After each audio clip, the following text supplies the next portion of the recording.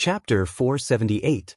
Excuse me, where is the nearest theater from here? A handsome young man with red lips and white teeth stopped a passerby on the street and asked timidly. Theater? The passerby waved his hand and said, What theater? I've never heard of it. Excuse me, excuse me, excuse me. After asking a few people in a row, they all got the same answer. The young man walked to the side of the young master and said, Miss, everything is fine in Qing and Fu. Why did we come to the capital? The young master glanced at him and said, Everyone has left. What's the point of keeping us in Qing and Fu? You don't even know how to cook. We'll starve to death sooner or later. If I don't know how to cook, I can buy it outside.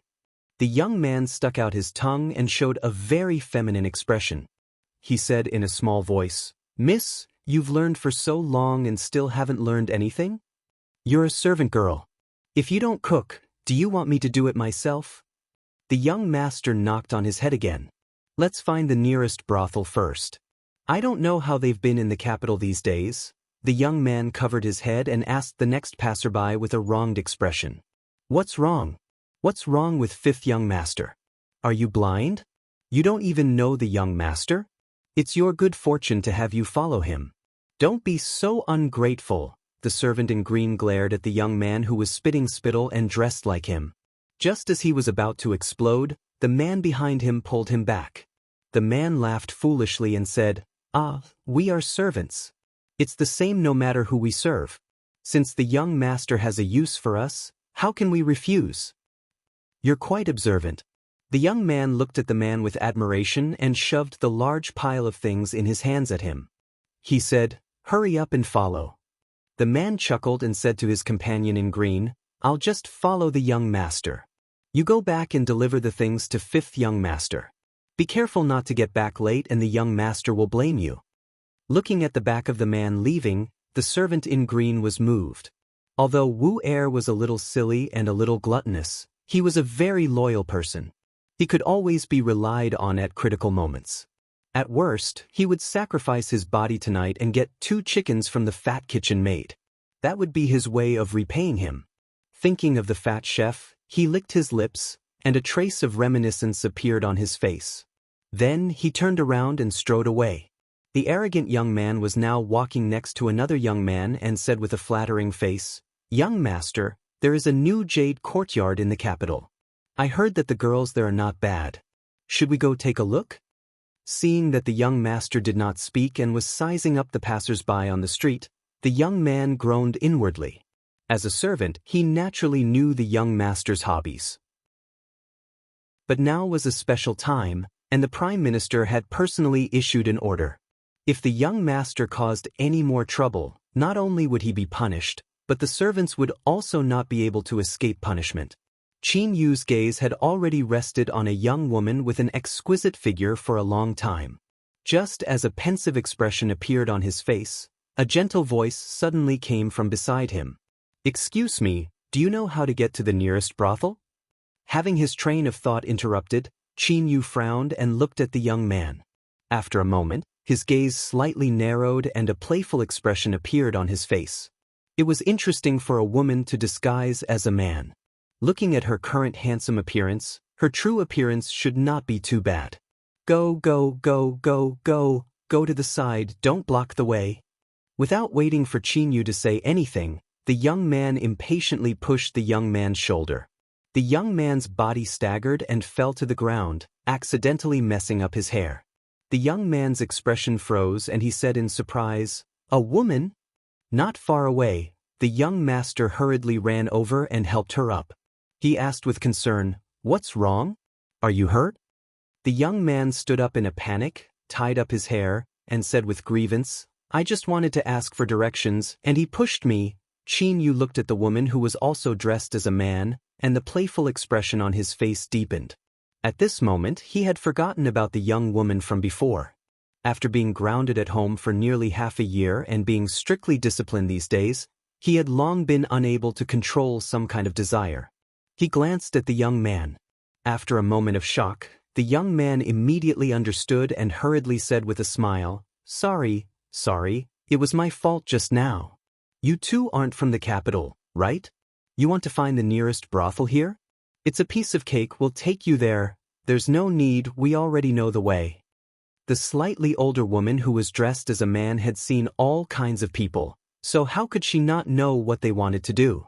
They were unfamiliar with the capital, and judging from the other party's attire, they were obviously of extraordinary status and could not be entangled. At this moment, the young man hurriedly blocked in front of them and said, "Hey, don't rush. This is your first time in the capital, so you're unfamiliar with the people and the place. If you meet any bad people, it's better if we take you there." The passers-by looked at them with disdain and hurriedly walked away. Bad people? Young Duke Qin, who dared to rob people on the street, was the biggest bad person in the capital. However, people had always heard that he liked to steal other people's wives. Since when did he become interested in these handsome young men? The two men behind Qin Yu also playfully stood out and blocked the way of the two people. The young man's expression slightly changed. He never thought that under the broad daylight of the capital, under the foot of the emperor, such a thing would happen. No one, including Qin Yu, noticed that behind them, there was a man with a lot of bags hanging on his body. He had an extremely surprised expression on his face. "Miss Xiao Cui," he murmured in a low voice. When he looked at the young man again, he had already guessed his identity. Wu Er's face showed a trace of hesitation. His fists hidden under his sleeves were tightly clenched, and his breathing was slightly heavy. It seemed that he was thinking about something. After pondering for a while, he sighed and looked at Qin Yu with an ominous glint in his eyes. Suddenly, a thunderous voice suddenly exploded in everyone's ears. "Hey, in broad daylight, under the clear sky, under the foot of the emperor, you dare to do such a despicable thing. Do you still have eyes for the law?" Qin Yu didn't even have time to react. In front of his eyes, a fist suddenly enlarged, and then he felt an intense pain. His whole body flew 20 feet away, and under this punch, he immediately fainted. Wu Er's face showed a surprised expression, and the fist in his sleeves slowly loosened. The young man and the delicate young man were also stunned, and they couldn't come back to their senses for a long time. The people on the street were even more shocked. Where did this hothead come from? He even dared to hit young Duke Qin. Did he not want to live? Qin Yu's two guards finally reacted. A trace of panic flashed on their faces, but they quickly regained their composure. They angrily pounced on the man who had appeared on the scene. Several banging sounds were heard. This man's skill was surprisingly good. In just a few breaths of time, the two of them were knocked down to the ground, unable to get up again. Who are you?" The young man's body trembled, and he looked at the man in fear. Hearing this, a trace of joy flashed across the man's face. He immediately said in a loud voice, "Listen up, I am Xuanzhou's Jing Mian, ranked 23rd on the hero ranking. I saw injustice on the road, so I lent a hand. If you want revenge, come find me." They didn't know if it was an illusion, but at this moment, a strange thought suddenly surged in the hearts of countless passers-by. From beginning to end, this man beat up young Duke Qin on the street. It seemed like his motive was not to see injustice, but to shout out the words he had just said. If he only wanted to make a name for himself, then he had indeed done it. There were countless people in the capital who didn't like young Duke Qin, but the only one who dared to treat him like this on the street was this man in front of them. "Hero, you'd better leave quickly. The person you just beat up is young Duke Qin. His grandfather is the current prime minister." A passerby who was hiding in the crowd kindly reminded him. "What?" Hearing this, the man named Jing Mian's expression changed greatly. The prime minister's grandson? Chapter 479.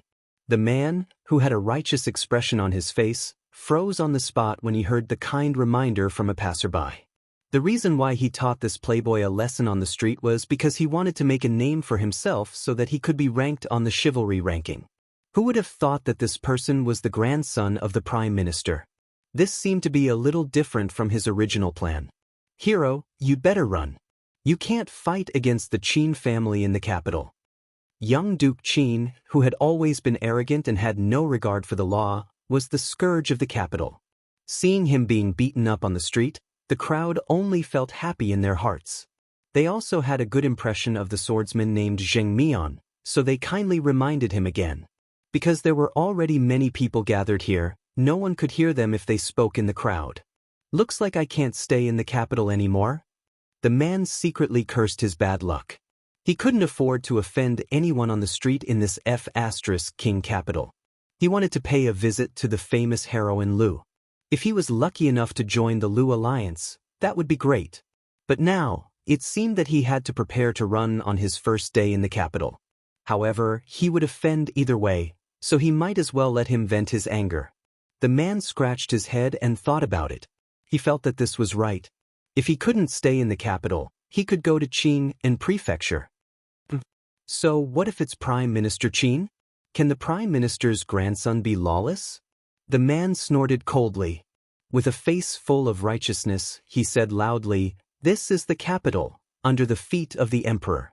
Since someone is using his power to bully others, I will let him know the consequences of using his power to bully others." The burly man kicked Qin Yu on the ground like a ragged sack. After a series of punches and kicks, he laughed and said, "Remember my name well.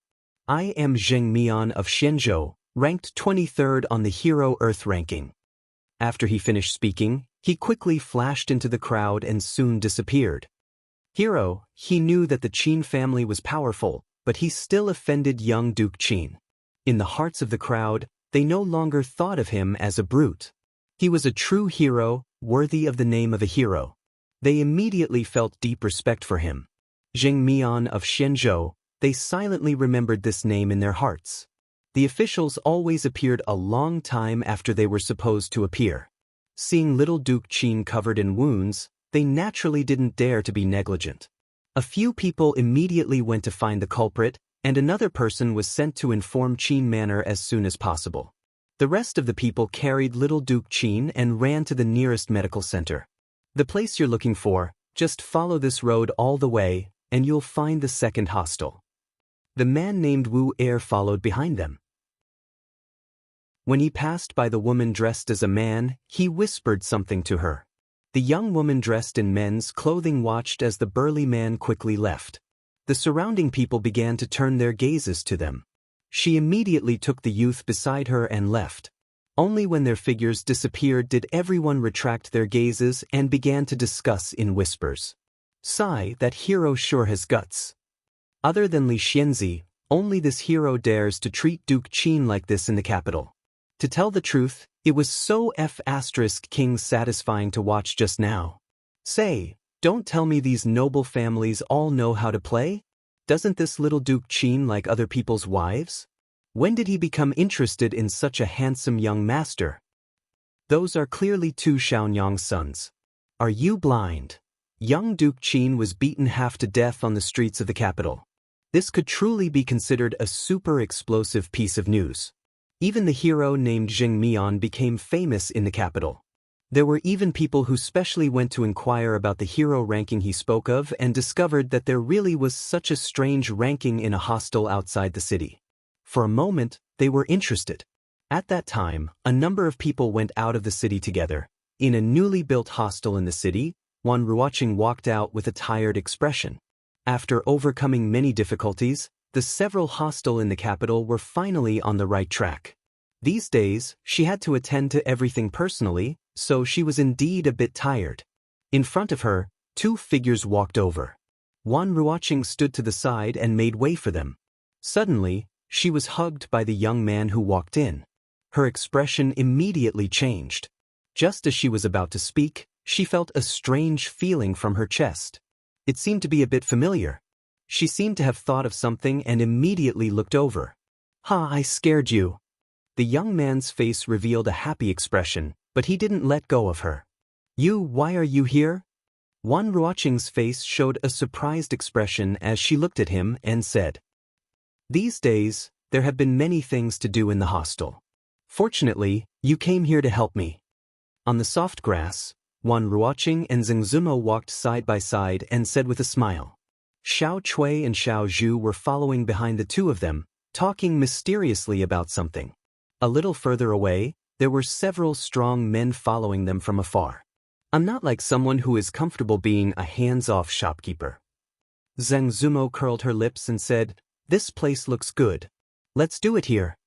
Wan Ruoqing smiled helplessly and said, "It's not spring now. Why do you want to fly a kite?" "I've wanted to fly a kite for a long time," Zheng Zumo said with some anger. "At that time, we were busy with the hostel in Qing in prefecture. You have forgotten how many times you promised me, but you didn't fulfill it even once. Today's weather is good. If I want to fly a kite, I fly it. What does it have to do with the season?" "But you..." Wan Ruoqing looked at her, and her expression became even more helpless. She wanted to say that even if they wanted to fly a kite, there was no need to make the kite look like her. Zheng Zumo's painting skills were amazing, and she was proficient in that kind of three-dimensional painting. Her painting was very realistic. When the kite was spread on the ground, Wan Ruoqing seemed to see another version of herself.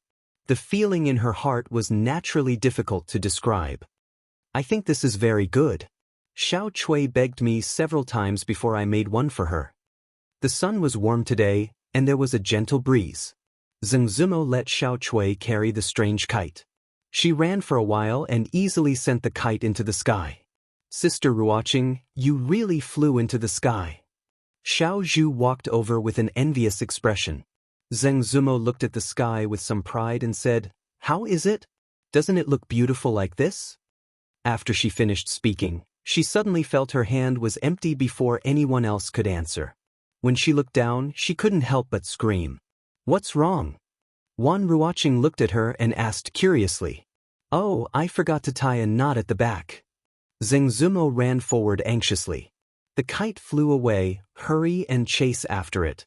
The men in charge of their safety saw this and looked at each other in shock, but they could only follow them to chase the kite. At this time, outside the capital, there was an ordinary minister's residence. Although it was daytime, the door was closed. There were only two gray-clothed servants outside, looking around vigilantly. In the spacious courtyard of the residence, there was a dense mass of people kneeling on the ground. There were more than 100 densely packed heads. Looking at their clothes, most of them were ordinary villagers. It was unknown why they were gathered here, but their expressions were extremely pious as they knelt on the ground, motionless. At the very front of the crowd, there was a platform that was half a foot high. A purple-clothed man sat cross-legged there, looking down at the crowd. He slowly said, "After entering my holy church, as long as you are sincere and believe in the Empress will bestow good fortune upon you. She will protect you from disease and calamity, and after death, you will not fall to the ground. Now, close your eyes, I will guide you." After the man in purple finished speaking, the expressions on the faces of the people became even more pious. They closed their eyes and said loudly, "Thank you, envoy." After an unknown amount of time, the man in purple spoke again. "The guide has been completed. From now on, you belong to the holy religion. The Empress will protect you.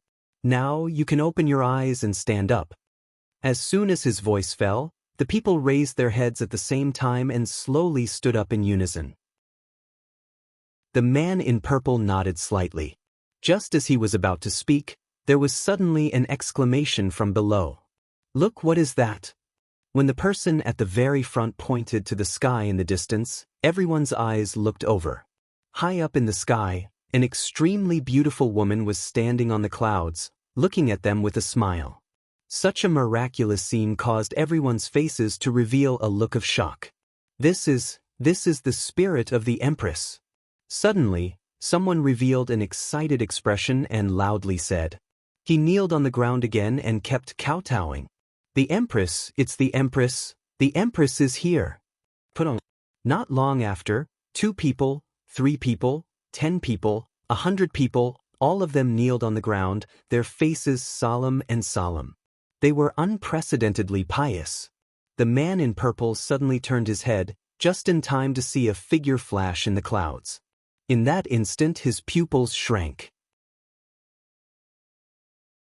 Chapter 480. I've finally caught it. A man in a short-sleeved shirt held one end of the string and quickly climbed up a giant tree. He untied the string and took down the kite. "The girls are still waiting over there. Let's go back." The man jumped down from the tree and waved at the 2 people chasing him. His expression was a bit gloomy. He was supposed to protect the two girls, but he didn't expect to chase the kite for several miles. It was not as interesting as watching the competition at the brothel. On a grassy slope, Wan Ruoqing asked Zheng Zumo in confusion, "Didn't you say before that you would never come to the capital in this life? The past is the past. For us, what's the difference between the capital and Qing and prefecture?" The kite flew away, and Zheng Zumo was a bit dispirited. She looked at the faintly discernible walls of the capital and asked, "You've been here for a few days. Have you seen him?" "Not yet." Wan Ruoqing smiled and shook her head. "He's been busy these days." "He's been busy." Zheng Zumo's tone was sour. "A 30-year-old county uncle who defeated the people of the Qi kingdom in 2 competitions. He's a national hero. Even these brothels are things he does when he's bored. In the future, the distance between us and him will only grow further and further." Wan Ruoqing smiled and saw a few men walking over from not far away. They were holding the kite that had just flown away. They turned to her and said, "Aren't you going to fly a kite? Remember to tie the line this time." Zheng Zumo waved her hand. "Forget it. I'm a bit tired from running and suddenly don't want to play anymore. Let's go back." Seeing her walk back the way she came, Wan Ruoqing shook her head. She said something to the people behind her and helplessly followed. In the courtyard of a minister's residence. Great emissary, was that the Empress just now? The Empress really did show herself. Yes, it must be. The Empress specially sent down a miracle because of our sincerity. The purple-clothed man's eyes flickered as he looked at the excited and fanatical believers below. That mystical scene just now had given him too much of a shock. Even now, it was still stuck in his mind, unable to be erased. Could it be that the one standing in the clouds just now was really the Empress? Whether or not it was the Empress, the scene just now was undoubtedly a great help to their great cause. Those believers who were not devout enough and had doubts in their hearts had all become fanatical believers at this moment.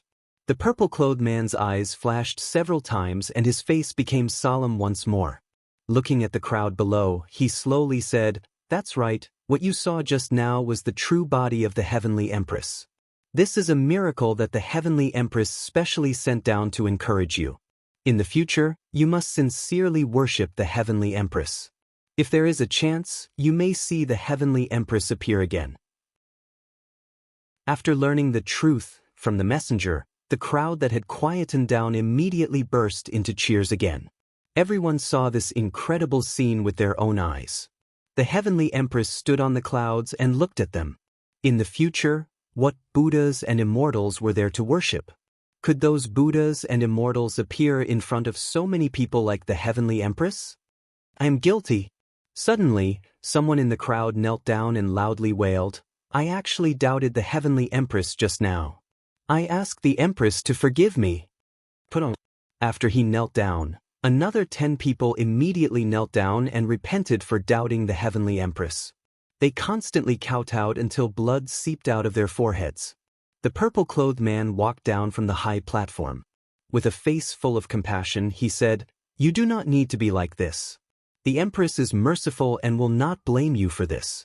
As long as you wholeheartedly work for the holy religion in the future, even your past karma will be eliminated by the Empress." Not long after, everyone with extremely pious expressions walked out of the courtyard and gradually disappeared into the surroundings of the house.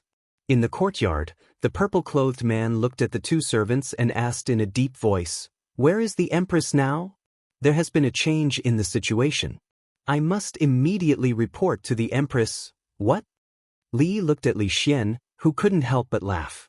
He asked, "What did you say? Qinyu was beaten up? He even dared to beat Prime Minister Qin's grandson. Just who has the guts to do so?" Li Xian's guards stood at the back and looked at the 2 with a strange expression. All the people in the capital who had beaten up Duke Qin were standing here. "You still have the nerve to ask who had the guts to do so?" "I don't know." Li Xian had been laughing since the beginning. As he laughed, he said, "I heard that he was molesting on the street and was seen by a passing knight. He didn't know his identity and only thought that he was an ordinary hedonistic son of a rich family. He ruthlessly taught him a lesson on the street. I heard from the imperial physician that Qin Yu had several broken ribs. His injuries were even worse than the king of shoes. If he doesn't rest at home for a few months, he won't be able to get out of bed. What about that hero? Li asked curiously. The officials searched crazily but still couldn't find him. He was just a passing knight. Even if he left his name and left the capital, how could he be caught? Li Xian calmed down a little and said, I'm afraid that Qin Yu's beating will be in vain. Li Yi nodded and said, that hero did a good job. I still don't know his name. I have to ask around. How can one not be famous when doing good deeds? After Li Xian had laughed enough, he put the matter of Qin Yu to the back of his mind. He said, the third prince of the Qi kingdom has left, but the Wushu examination will still be held. The date has been chosen. Do you want to go and have a look? I'll see. I don't understand things like battle formations. I don't know much about the 6 stratagems, the 3 stratagems, and Sun Tzu's art of war. Li Yi thought for a while and said, I heard that there will be a martial arts competition between the experts of the Qi kingdom. It should be interesting. When will the competition be held? Li Xian shook his head and said, what's 6 stratagems, 3 stratagems, and Sun Tzu's art of war? What are you talking about? Are you sure you've learned the art of war?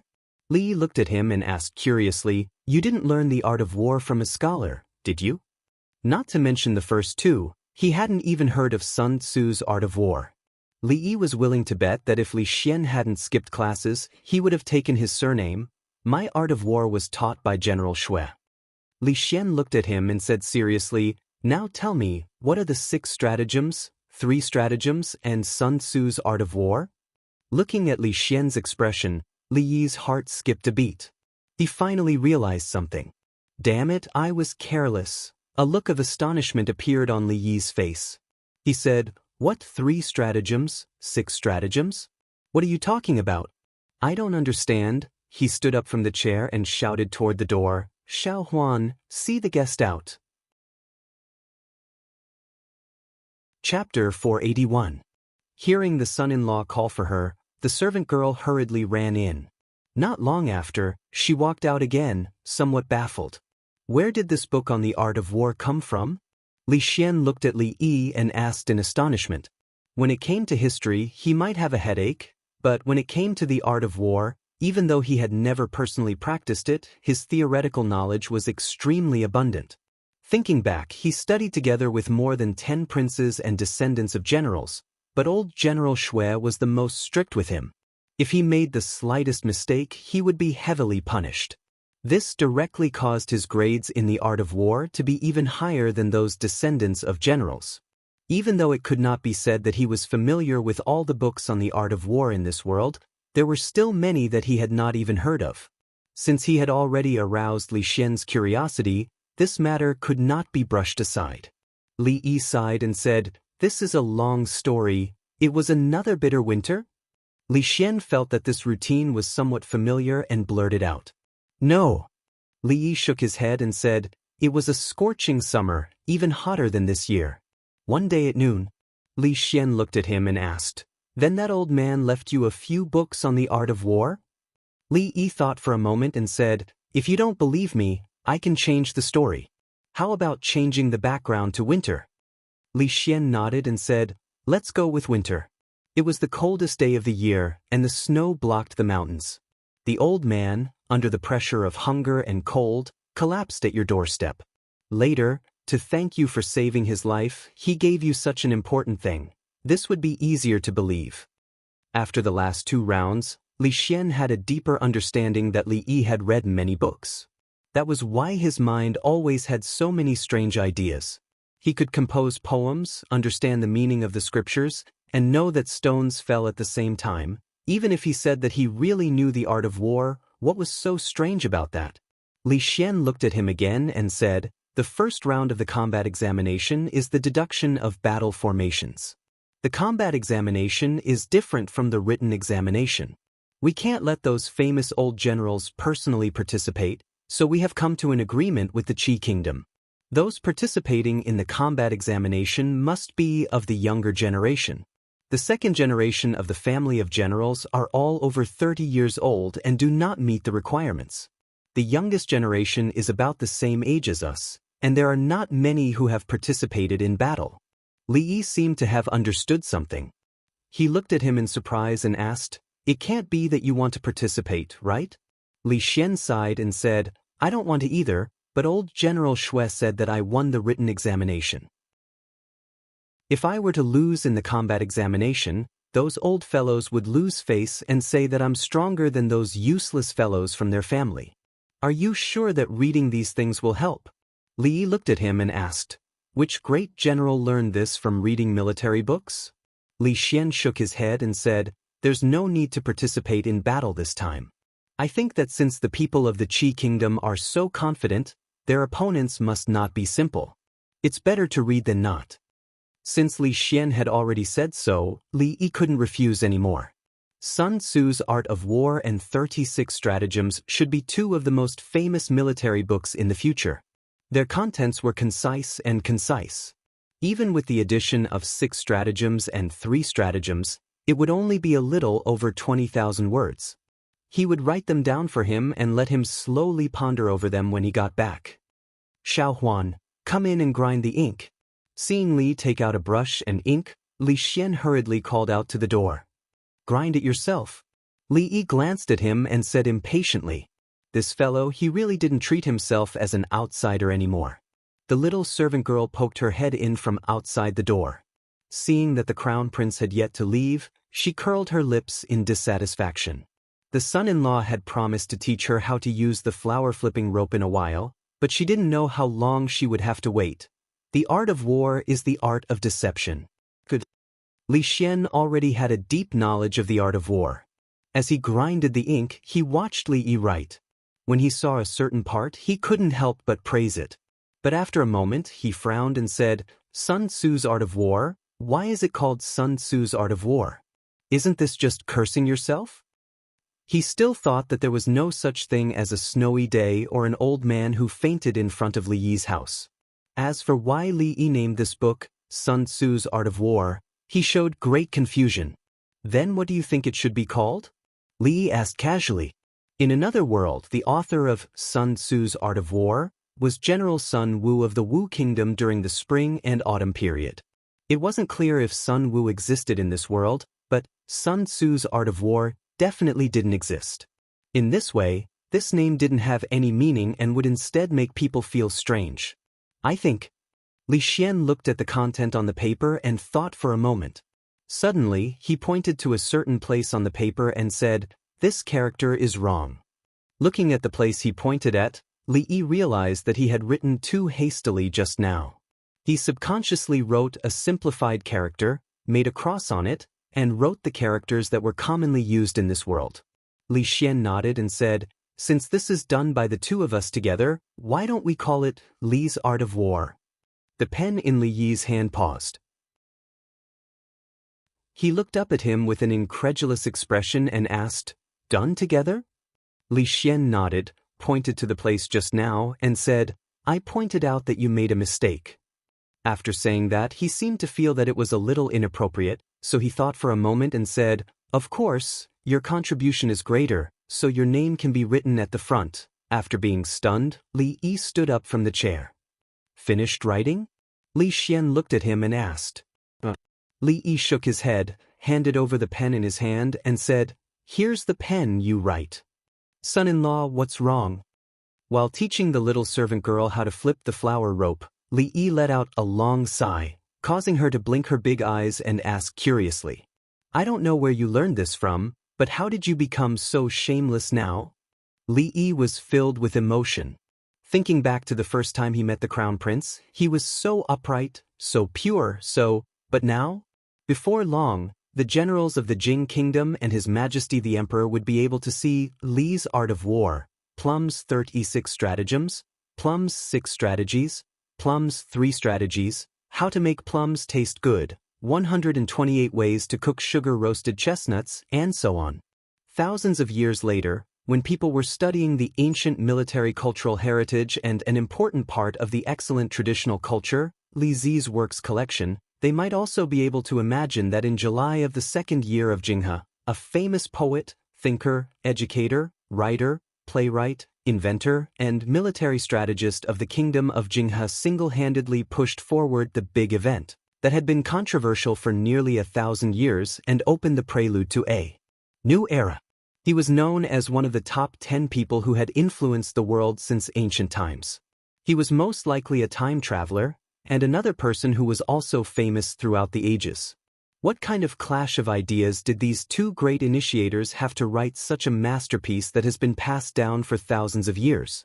Of course, experts in this field would also discuss why there was a book called How to Make Plums Well in Plumworks collection, and why the book 128 Ways to Make Sugar-Roasted Chestnuts was not sugar-roasted plums. Furthermore, the book didn't really record 128 ways to make sugar-roasted chestnuts. Was this an oversight by the two authors, or was it an omission in the book during the process of circulation? The flower rope is new, it becomes a scarf, the scarf is broken, the thread is loose, the thread is messy. In July of the second year of Jinghe, when the little maidservant wrapped a silk thread around her finger, she went to find a few of her close friends to play this new game she had just learned. She would never have thought that whether the flower-flipping rope was created by the maidservant of the great man's family would become a controversial issue thousands of years later. Chapter 482.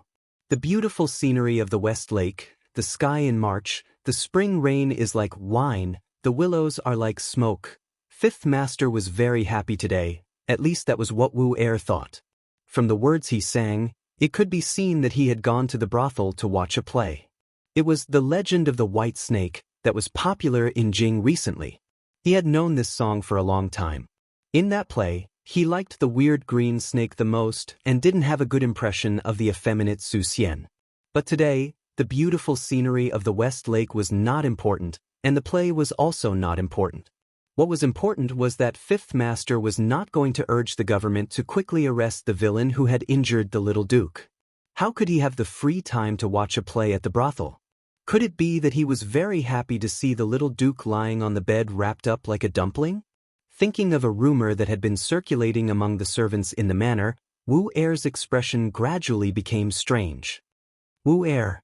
Just as he was thinking this, he suddenly heard Fifth Master Qin call his name. Wu Er quickly said, "Fifth Master, what are your orders? I heard that you were there when the young master was beaten up that day." Fifth Master Qin walked over, bringing with him a strong smell of alcohol. Wu Er quickly said, "I was indeed there at the time, but Fifth Master, it's not that I didn't help the young master, it's that the villain was too powerful, and I couldn't beat him." Fifth Master Qin waved his hand and said, "I don't blame you. Come, tell me in detail what happened that day." Wu Er looked at Fifth Master Qin, and his eyes flashed a few times, but his face showed an honest expression. He said, Yes, that day was like this. Miss, today the government came again to ask about hero Jingmian. Should we temporarily remove his name from the hero ranking? Old Man's son looked at Wan Ruoqing and asked with furrowed brows. No need. Wan Ruoqing smiled and said, "We have nothing to do with hero Jingmian. That matter is being spread all over Jing. What's more, the hero ranking has recently been handled by that Mississippi Lu, so it's not good for us to say anything." Then all right. Old Man's son sighed and said, "The capital was not like Qing and prefecture. The hedonistic young masters in the city were not so easily taught a lesson. These heroes had no ties and could no longer stay in the capital. At most, they would move to another place to continue their freedom. In any case, their brothels had already infiltrated many states and counties. These lists were also common. However, the officials could not catch those people, but they would focus some of their attention on them. Old Man's son felt that their foundation was still shallow. Within the capital, they still had to be careful. The hero ranking board was almost completely separated from the brothel. Even though the brothel still needed to advertise it, it was no longer something he could interfere with. However, since Miss Wan said there was no need, he didn't think about it anymore. He told her about the recent situation in the brothel and soon left. Xiao Chui was running in the yard with a small kite in her hand. The kite was made for her by her young miss, and there was a portrait of her on it. Unfortunately, the yard was too small, and she had to turn back after running for a dozen steps. The kite could only fly over the roof, which made her a little depressed. However, she quite liked this secluded little courtyard. Even though it was a little small for flying a kite, it was actually more than twice the size of the place they lived in when they were in Qing and Prefecture. According to Xiao Zhu, this was a yard that only the senior members of the brothel could have.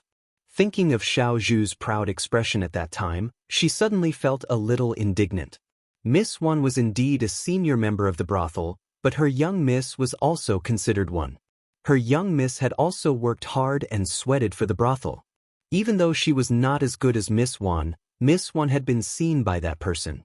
In short, it shouldn't be too much for her young miss to have such a small yard, right? Of course, the yard couldn't be too far away from here. Otherwise, it would be inconvenient for the two of them to come over to eat. When she was thinking about this, she was naturally a little distracted.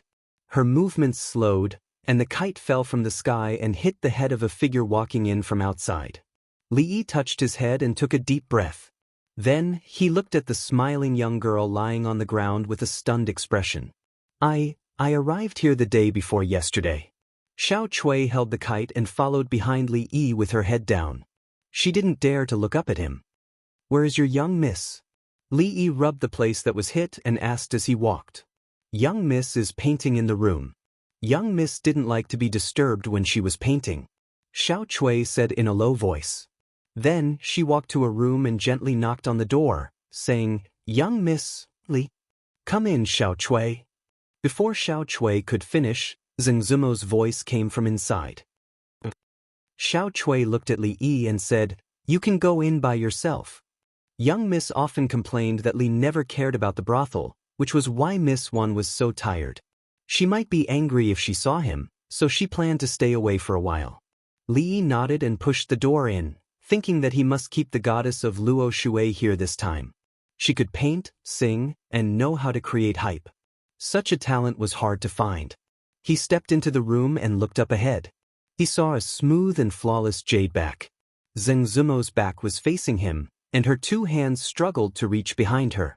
She didn't look back and said, Xiao Chui, you came at the right time. Help me tie my doo-doo from the back.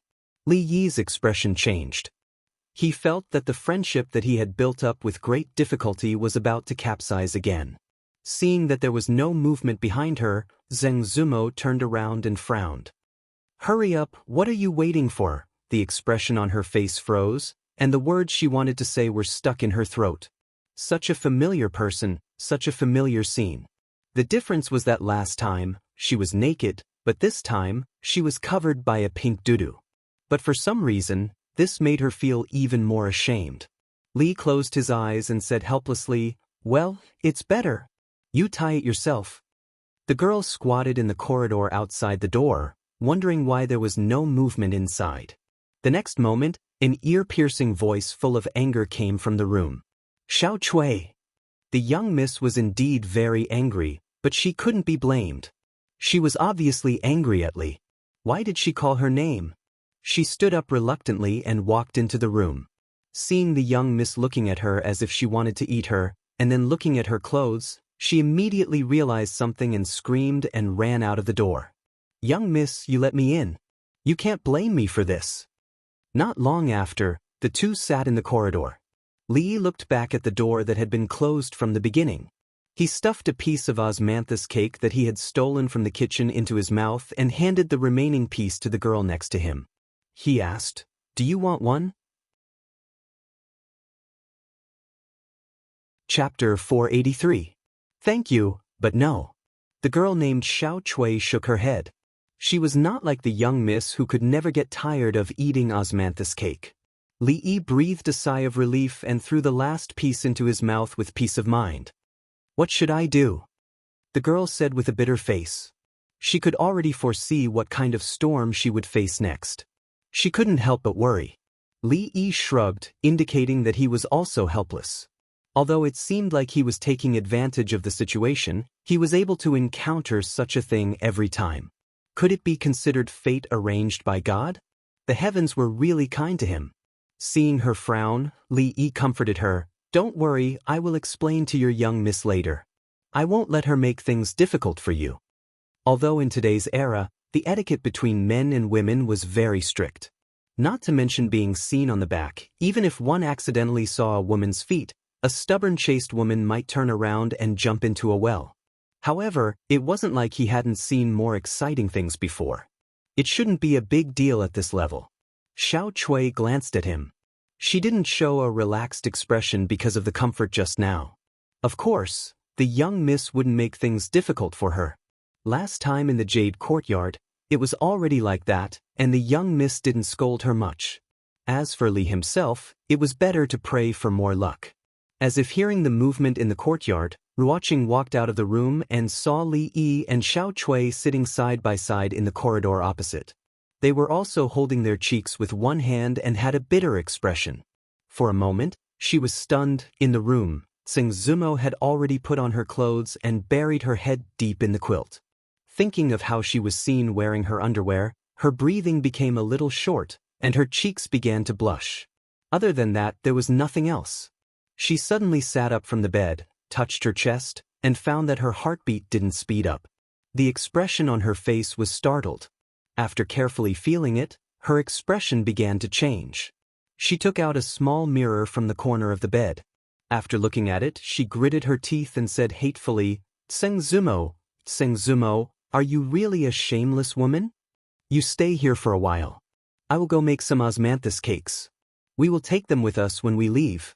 Seeing that Li even ate the crumbs of the osmanthus cake in his hand, Ruoqing smiled and said softly, then walked to the kitchen. Because he had to explain to Tseng Zumo later, Li Yi decided to stay here for a while. If Tseng Zumo still didn't come out when the osmanthus cake was ready, he would knock on the door. As he was thinking about this, he suddenly heard the sound of the door opening behind him. He turned around and saw that the closed door had been opened, but Tseng Zumo hadn't come out. Xiao Chui pouted her lips at him and hid a little further away, meaning that he should solve his own problems by himself. Xiao of Xiao Xiao Xiao Xiao Xiao Li, Xiao Xiao Xiao Xiao Xiao Chui Xiao Xiao and of Xiao Xiao. Xiao and Xiao of Xiao Xiao Xiao. When Li walked into the room, he saw Tseng Zumo sitting on the side of the bed facing him. She didn't have scissors or vase in her hand. He was relieved. Li walked into the room and saw Tseng Zumo sitting on the side of the bed facing him. She wasn't holding scissors or a vase in her hand. He was relieved. Misunderstanding. I swear, this time is the same as last time. It is still a misunderstanding. He walked over and said sincerely. Tseng Zumo had finally calmed down. When she heard him say, last time, some images appeared in her mind. Her cheeks once again flushed unnaturally, and her chest heaved up and down slightly. Li Yi saw that she seemed to be about to explode. He seemed to have thought of something and immediately said, no, this time is different from last time. This time, there is a doo-doo. Shut up. Tseng Zumo finally couldn't take it anymore. She stood up abruptly and said, get out, I don't want to see you now. Really, I only saw that pink doo-doo. I really didn't see anything else. Of course, Li Yi couldn't leave now. Otherwise, he wouldn't be able to explain himself in the future. This thought changed the next moment because she saw the goddess began to look around, obviously looking for something. When her gaze swept across the huge vase on the stool, her eyes obviously lit up. Li raised his leg and walked outside, muttering softly, I really only saw the doo-doo, get out. Tseng Zumo finally couldn't help but yell. Outside the door, the little servant girl sitting in the corridor shivered. Her face was full of worry. It's over. She even said, get out. This time, the young lady was probably really angry. What's so great about a doo-doo? Although it is comfortable to wear, it will droop after a few years. It doesn't shape at all. The effect is far worse than a bra. Li Yi muttered again and was about to walk out of the room. Wait! Hearing the voice behind him, Li Yi stopped in his tracks. He saw Tseng Zumo standing by the bed, looking at him with a murderous expression. He gritted his teeth and said, come back. After being stunned for a moment, he didn't go back. Instead, he walked faster. Looking at her now, only an idiot would go back. Maybe she was hiding a pair of scissors in her sleeves, ready to die with him. The servant girl named Xiao Chui stood up from the stairs and decided to see what was going on in the room. The next moment, she saw Li walk out of the room quickly. As soon as he stepped out of the door, he was dragged in by his young lady. Then, the door closed tightly, and there was no more sound coming from inside. She grew up in a brothel. Although she hadn't had sex yet, she knew what she should and shouldn't know. Looking at the closed door, an expression of disbelief appeared on the young lady's face. After a moment, she came back to her senses and tiptoed to the door. She put her ear to the door, and her eyes kept moving. Here it looks like this. Li put down the brush and pointed at the two bowl-shaped objects on the scroll. If there was no previous foreshadowing, Zengzumo naturally wouldn't think of other aspects. However, at this moment her face was red. She glared at Li Yi and scolded, "Shameless." Then she looked at him with suspicion on her pretty face and asked, "This thing really works?" "Try it and you'll know," Li said. Whether it was useful or not, he would only know after using it. There must be a reason why women's underwear in ancient times was replaced by bras in modern times. "Bah, I'll show you who wants to try it."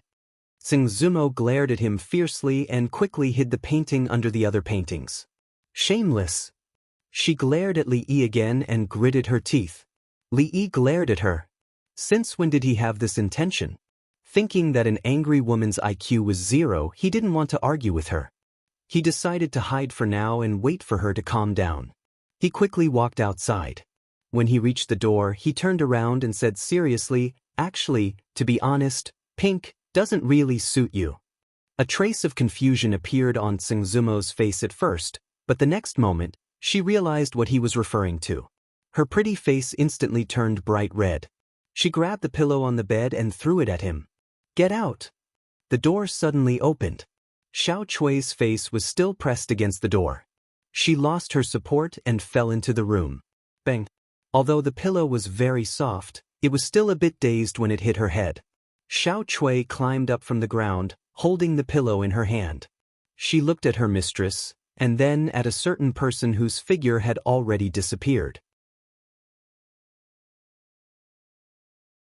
Chapter 484. In the small courtyard, Wan Ruoqing watched Li Yi run over quickly and take away the food box in her hand. After saying, "Thank you," her figure flashed again and disappeared outside the door. "What's going on?" Her face was full of surprise. After looking at the door for a long time, she shook her head and walked to Zengzumo's room. "Miss? I didn't know." Xiao Chui hugged the pillow, turned around, looked at Zengzumo, and said pitifully. Seeing her raise her hand, she immediately picked up the pillow to cover her head and quickly said, "I'm sorry, miss, I didn't mean to. I didn't know you were changing clothes. What's wrong with Xiao Chui?" Wan Ruoqing walked in from outside and saw her with the pillow on her head. Zengzumo's hand didn't fall on her head. After glaring at the girl, she said, "Nothing. Xiao Chui, you go out first. I have something to say to Sister Ruoqing." The girl, who knew she had sinned deeply, responded, walked out with the pillow on her head, and didn't forget to close the door. "Did Xiao Chui make you angry again?" Wan Ruoqing looked at her and asked with a smile. She knew that Xiao Chui's mind was a bit muddle-headed and would often do some things that made people not know whether to laugh or cry. However, Zengzumo and her were sisters in name. Most of the time, she just scared her, and in fact, she wouldn't punish her. "Let's not talk about this." Zengzumo shook her head. No matter how close she was to Wan Ruoqing, she couldn't know what just happened. She looked in the direction of the door and said mysteriously, "Come here, I'll show you something." Seeing her take out another painting from under a few paintings like a thief, Wan Ruoqing took a look and wondered, "What is this?" Zengzumo leaned close to her ear and said a few words with a blushing face. Wan Ruoqing was stunned, and her neck was also covered with a layer of pink. She said, How did you think of this? How are you going to wear this out? Isn't it? Of course I won't wear it." Zengzumo pouted and said, "But there are no outsiders at home.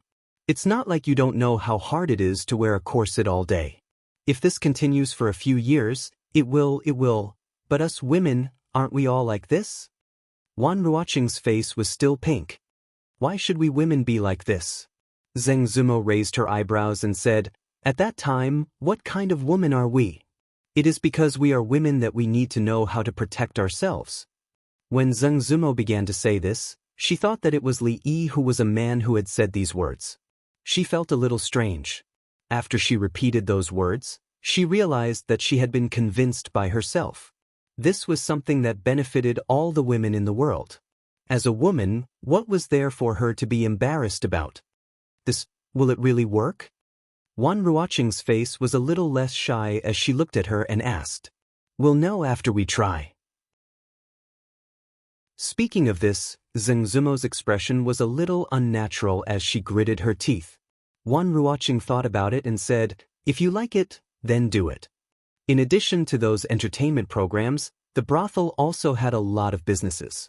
Although most of them were arranged by Li Yi, she had always been in control of the overall situation. She was also a little tempted by what Zheng Zumo had said. If what she said was true, it could be imagined that this new type of underwear would be very popular, even surpassing today's perfume. However, who are we going to sell it to? I'm afraid the women in the capital won't accept it immediately. A mysterious smile appeared on Zheng Zumo's face and she said, "You don't have to worry about this." The Jadeite brothel had moved to the capital. As long as she told the brothel keeper that the girls wearing these new underwear could attract more customers, she was willing to provide a dozen pieces for free for the sake of their past friendship. Wouldn't the brothel keeper, who had always valued money more than her life, go crazy?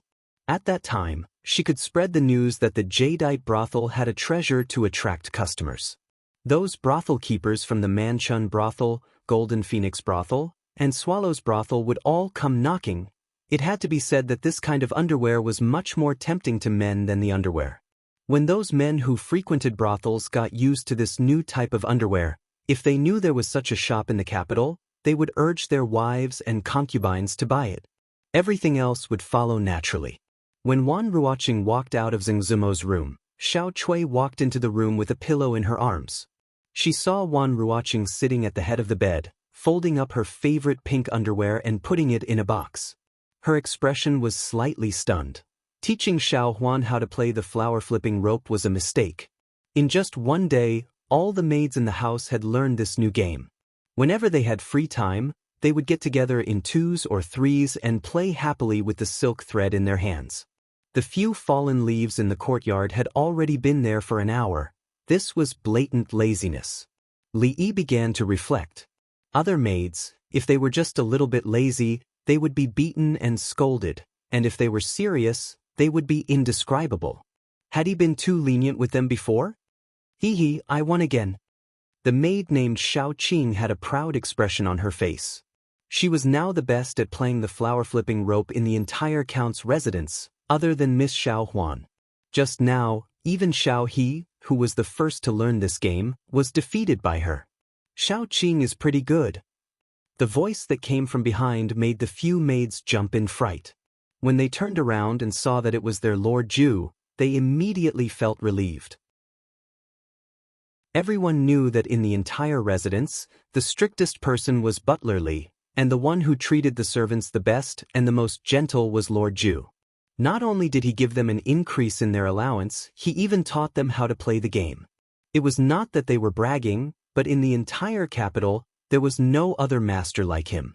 If there was a popularity poll in the residence, Lord Ju would definitely be in first place, and Butler Li would definitely be in last place. Hee, it's all because Miss Xiao Huan taught us well, the maid named Xiao Qing said with some embarrassment. She actually knew how to use a roundabout strategy to please Xiao Huan.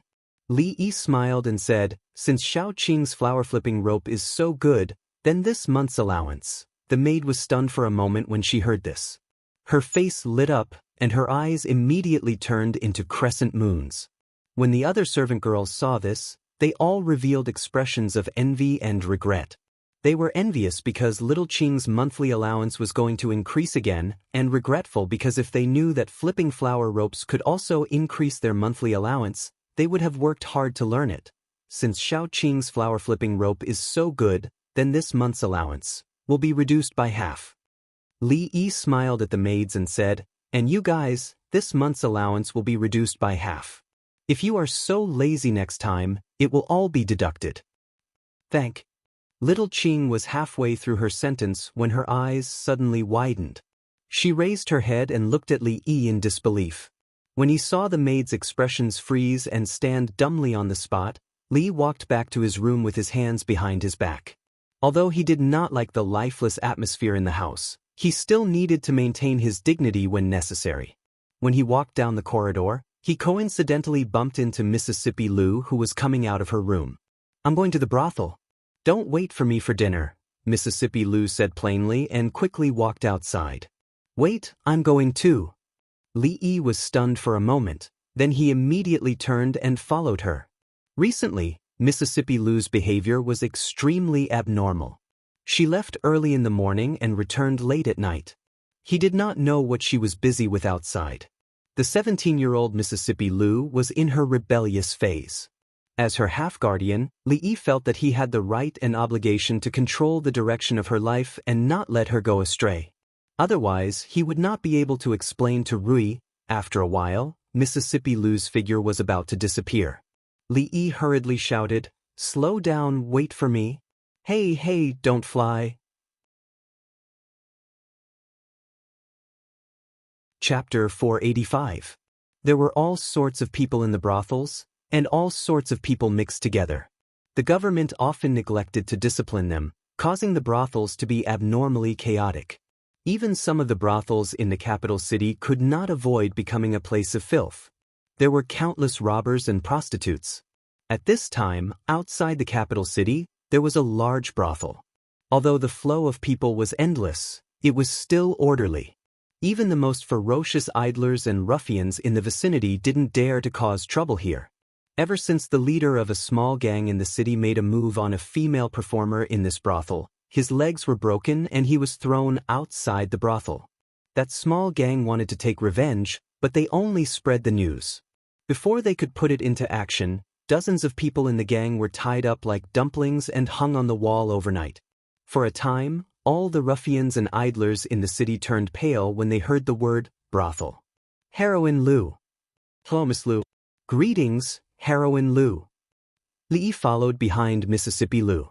Along the way, he was dumbfounded.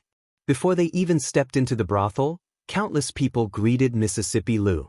Regardless of gender, age, or gender, they all looked at her with respect. If it were not for the fact that the arena was still there, with two people moving around on the stage, and Lu Mang guarding below the stage, ready to rescue them at any time, Li Yi would have thought that he had come to the wrong place. What was going on? Although back in Qing and Prefecture, Mississippi Lu was quite famous in the brothel, it was not to this extent. With a command, no, there was no need for a command, the martial artists all bowed down to her. How was this Heroine Lu? This was clearly the attitude of the leader of the martial world. "Greetings, leader." It was not until a middle-aged woman with a sword on her back bowed to Mississippi Lu that Li Yi could not hold it in any longer. "What is going on?" Mississippi Lu glanced at him and said, "I still have things to do. You can find a place to play." After that, she left with the other women, quickly disappearing from Li Yi's sight. In a simple brothel, Li Yi looked at a middle-aged man and asked with a frown, "Tell me, what happened these past few days?" A bitter smile appeared on Lu Luo's face as he said, "Milord, it's like this. A few days ago, Miss Lu Meng." After listening to Lu Luo's story, Li Yi was momentarily in disbelief. In just a few days, Mississippi Lu had already established her own faction here. Although the core members, such as Yang Liuqing, had followed her since she was in Qing and Prefecture, the number of people in the Lu alliance had already reached nearly 100, several times more than before. Most of them were women. Not only that, but Mississippi Lu had also used her unparalleled strength to establish an absolute prestige in the hearts of the martial artists who frequented the brothel. In the martial arts world, strength was always respected. In a short period of time, there were countless heroes who wanted to join the Lu Alliance. If it wasn't for the strict selection of the Lu Alliance's members, it would have become an extremely large organization. What does she want? Li Yi's face was full of surprise. Could it be that she was now preparing for the future? She was first recruiting people, and when the time was right, she would immediately rise up and take over the mountain to realize her great dream of becoming the king of mountain bandits. Lu Luo explained. Miss Lu actually didn't ask those people to do anything. The reason why they're fighting so hard to join the Lu Alliance is because as long as they become a member, they can receive personal guidance from Miss Lu. Everyone knows that Miss Lu's martial arts are extraordinary. I'm afraid there's no one below the Grandmaster level who can match her. How could they let go of this opportunity? Li looked outside and finally understood what Mississippi Lu had been busy with these past few days. At this time, he heard Lu Luo speak again. Miss Lu establishing the Lu Alliance will only bring us benefits and no harm. Recently, there's an important matter that I'm not sure about. Li retracted his gaze and looked at him, asking, "What is it?" Our hero ranking list ranks all the famous masters in the world. Although we'll definitely miss out on some unknown masters, it's not a big deal. However, there are many masters in the martial arts world. No matter what the ranking is, there will always be people who are dissatisfied. Thus, recently, there have been people who have been suggesting that we should imitate the return of the Condor heroes and hold a hero competition. We'll invite all the masters in the world to have a large-scale competition, and the final winner will be the chief of the martial arts world. Lu Luo frowned and said, "This happened too suddenly, and we didn't have any plans for it. I'm worried that someone with ulterior motives is adding fuel to the fire. After our investigation these past few days, we found some clues." A thoughtful expression appeared on Li Yi's face. If there really was someone behind this, their goal must be the position of the chief of the martial arts world. After all, this title represented more than just glory. If he really became the acknowledged chief of the martial arts world, how much influence would he have? After a moment, he nodded and said, "That's a good idea." Lu Luo looked at him in surprise. Li Yi looked at him and said, "Since they want to do it, then let's do it. We can also increase the fame of the brothel in the martial arts world." But if the chief of the martial arts world really falls into the hands of someone with ulterior motives? Lu Luo opened his mouth and saw Li Yi looking at him with a smile. Suddenly, he seemed to have understood something. After a moment, he couldn't help but smile and nodded. "I understand. I'll leave this matter to you," Li Yi said with a smile. "Don't worry, sir. There won't be any mistakes." Lu Luo nodded. "That battle just now was quite interesting. It's worth watching." "Of course. After all, he's an expert on the heaven list.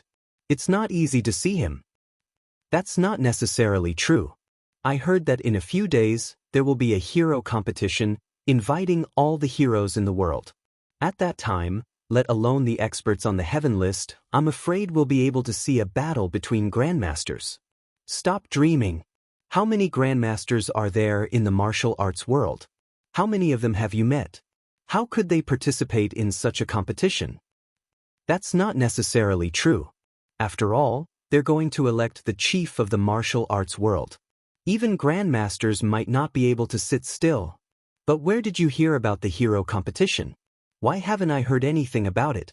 When Li Yi walked out, it was a break in the arena. The crowd gathered and talked loudly. Not long after, Lu Luo walked up to the stage and made an announcement. After a moment of silence, the crowd exploded into an uproar. "What? Mr. Lu, are you serious? They're really going to hold the hero competition in 2 months.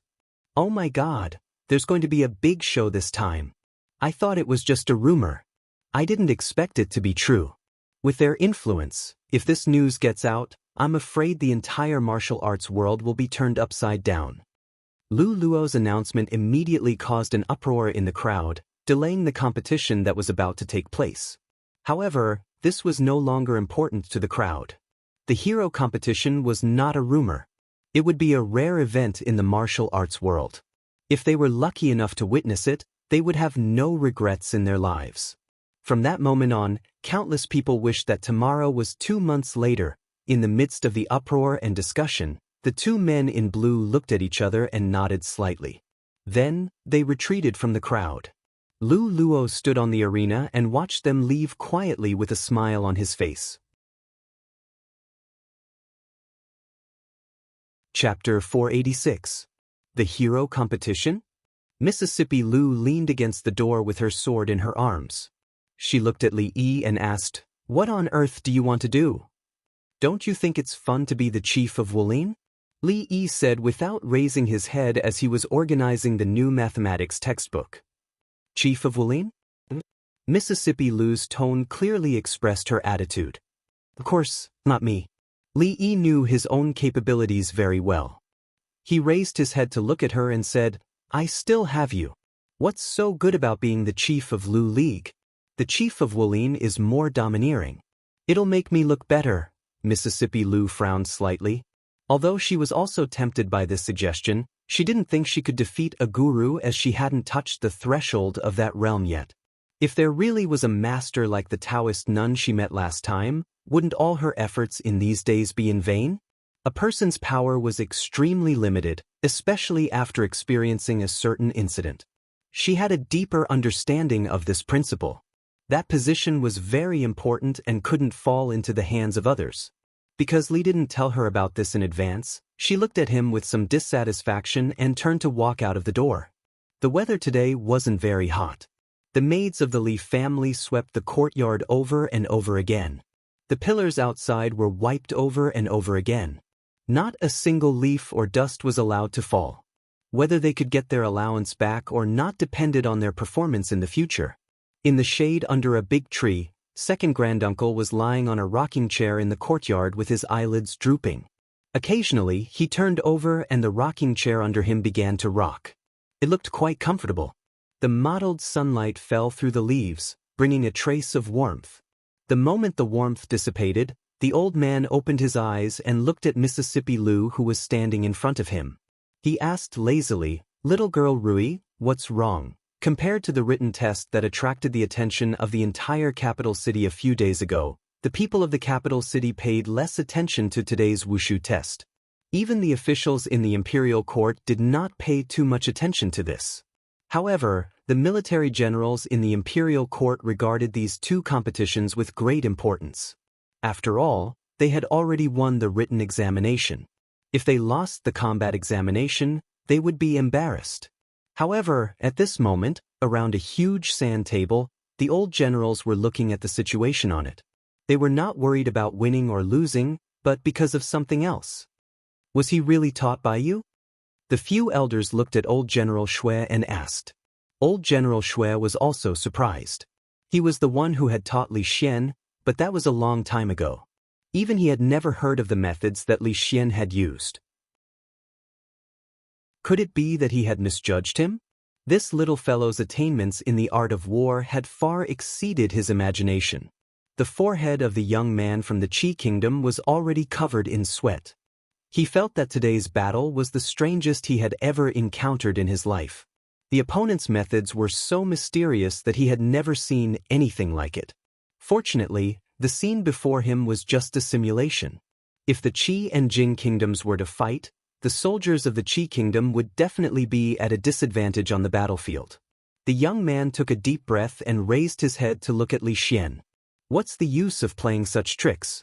If you have the guts, do you dare to fight me fair and square? Li Xian glanced at him and said, "The art of war is the art of deception. The art of war lies in the ever-changing. If this was on the battlefield, you would have died 8 or 10 times over. What chance would there be for you to fight fair and square?" Old General Shui nodded and looked at the few old generals. He stroked his beard and said, "What do you think? The student that I have taught is not bad, right? The art of war is the art of deception. Impressive. With just one sentence, you have pointed out the essence of the art of war." A red-faced old general looked at old General Shui and said, "Old Shui, how many years have you been studying?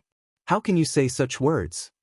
Emperor Jing looked at the situation in front of him and a strange light appeared in his eyes. He said, "My two beloved ministers, please be quiet for now. If there's anything, we can talk about it later." Although the two old generals wanted to discuss their life ideals on the spot, since His Majesty had spoken, they could only look at each other. They snorted coldly and continued to look at the sand table. "Fair and square? Are you sure?" Li Xian looked at the young man from the Qi kingdom and confirmed again. Don't tell me you don't dare? The young man snorted coldly and secretly rejoiced. This person was indeed provoked by his method of provocation. He could win this round. Why wouldn't I dare? Li Xian said calmly. The few old generals heard this and frowned at the same time. The battlefield was not a place that cared about being fair and square. Victory was the only goal. Using the least cost to defeat the opponent was what a general needed to consider. In a situation where they had the upper hand, they had to cut the weeds and eliminate the roots in one go. What was there to talk about being fair and square? It was simply courting death. The young man from the Qi kingdom sneered in his heart and quickly made some arrangements. He looked at Li Xian and said, "Please." Li Xian threw a small flag in his hand on the sand table and clapped his hands. He said, "All of you have been annihilated. What's the point of competing?" The young man was stunned for a moment and then said angrily, "Why? Don't think that you can be unreasonable just because this is the Jing kingdom. Aren't you afraid of being laughed at by the world? Because we have Tian Fa." Li Xian said seriously. The young man from the Qi kingdom's face froze. Didn't you say that it was fair and square? You're right. On the battlefield, we won't use so many tricks because we have Tian Fa. Li Xian looked at him indifferently and said, "But you don't." "We have Tian. You don't have." "No." The young man from the Qi kingdom's face was lifeless. His face quickly turned red and he felt as if someone had stabbed him in the chest. This sentence made so much sense that he was speechless. In fact, it was because of the terrifying Tian Fa that he would stand here and use such a method to compete with the Jing kingdom. He just wanted to save a little face for the Qi kingdom. Now it seemed that this dream had been shattered. "Xian, you did well today." Emperor Jing patted Li Xian's shoulder and said with relief after the people from the Qi kingdom left dejectedly. Li Xian touched his head embarrassedly and seemed to remember something. He immediately took out something and said, "Xian has something to give to Uncle Emperor." Seeing his solemn expression, Emperor Jing was a little curious and said with a smile, "Then Uncle Emperor should take a good look at it." He took the thin booklet from Li Xian's hands. The cover and the title page were both blank. After flipping it open, there were words written on it. War is a matter of national importance. It is a place of life and death. It is the way of survival. It cannot be ignored. Emperor Jing read and then said with some surprise, "A book on war?" Hearing these two words, the old general's spirits were clearly shaken. As the emperor of a country, Emperor Jing naturally knew the way of war. But he was certainly not as good as the old generals present. After glancing at it, he handed it to old General Shui and said, "My beloved Shui, take a look." Old General Shui eagerly received the book. After a few glances, his eyes lit up. He glanced at the old generals out of the corner of his eye and quickly hid it. He looked at Li Xian and asked, "What is the name of this book? Who wrote it? Why have I never heard of it?" Li Xian looked at old General Shui and said calmly, "This book was written by me and the Earl of Chengde. It has not been named yet. Naturally, you have not seen it before." When the old generals heard this, they could not help but laugh. They had been fighting all their lives and did not dare to say that they were qualified to write a book on war. They just thought that he was fooling around. It took a while for old General Shui to finish reading all the contents. He closed it calmly and handed it to the others. Before they had time to open it, he quickly walked up to Li Xian and put his arm around his shoulder. He asked in a low voice, "To be honest, how do I usually treat you?" Chapter 487. Li Xian was a little stunned by old General Shui's sudden question. He subconsciously recalled what had happened before. After the princes and descendants of the generals left school, he was the only one left in the empty hall by old General Shui. He struggled to read through the books on the art of war. He could only return after he understood the meaning of every sentence. Every time he tested everyone, his questions were always much more difficult than the others.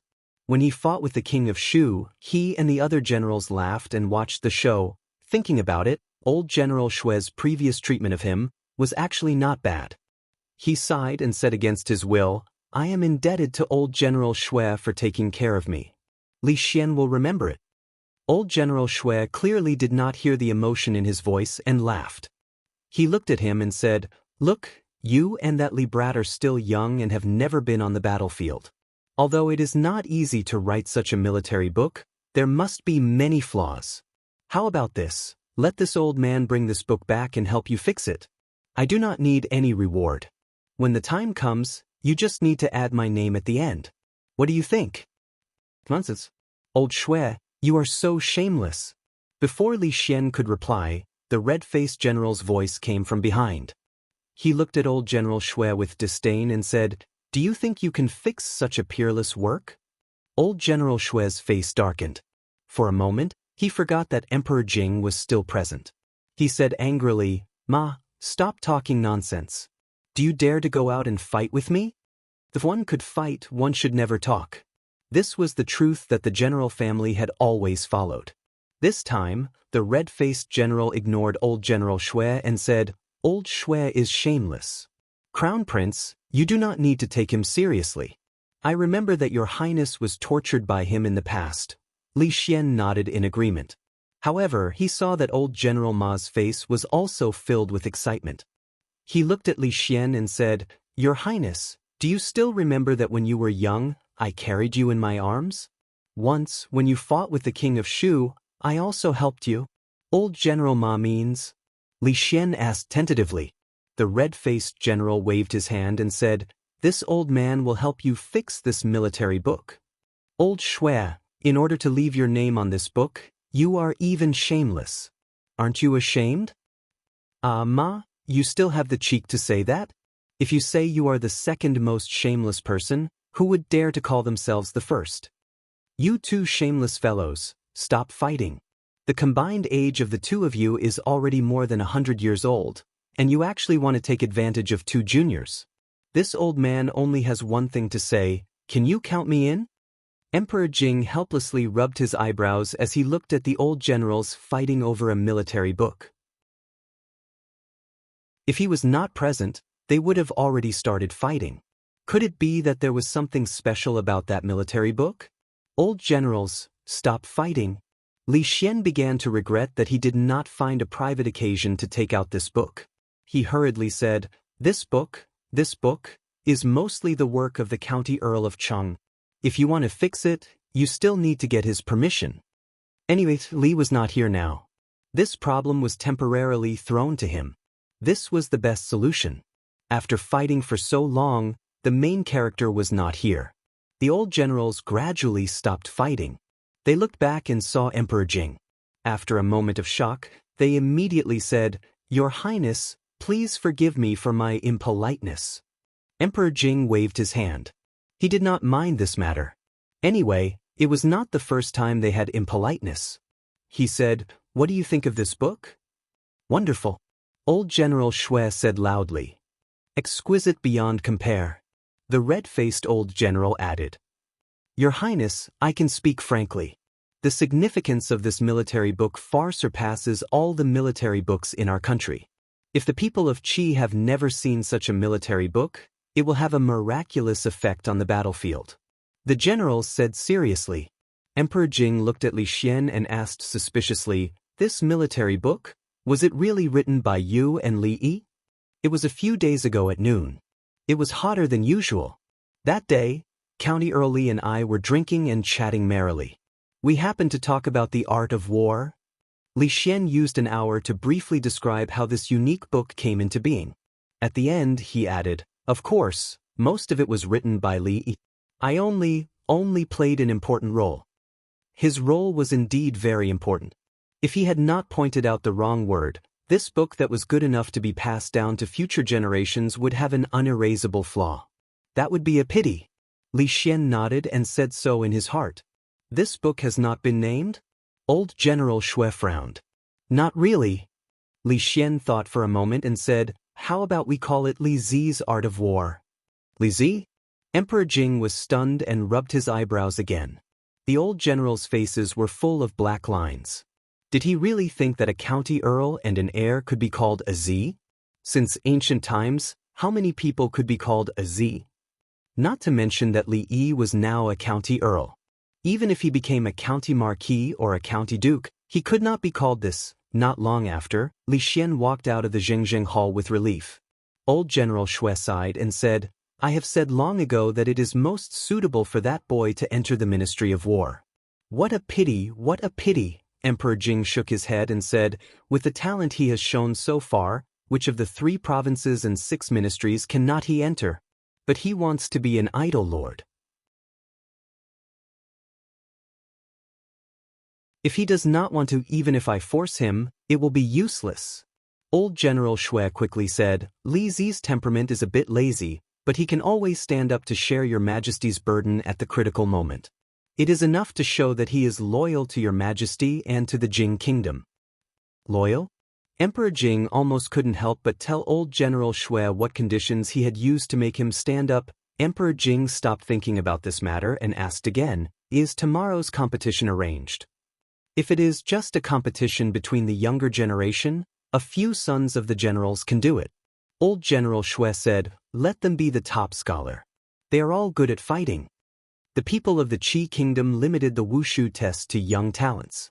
This meant that no matter if it was a battle simulation or a martial arts competition, they could not participate.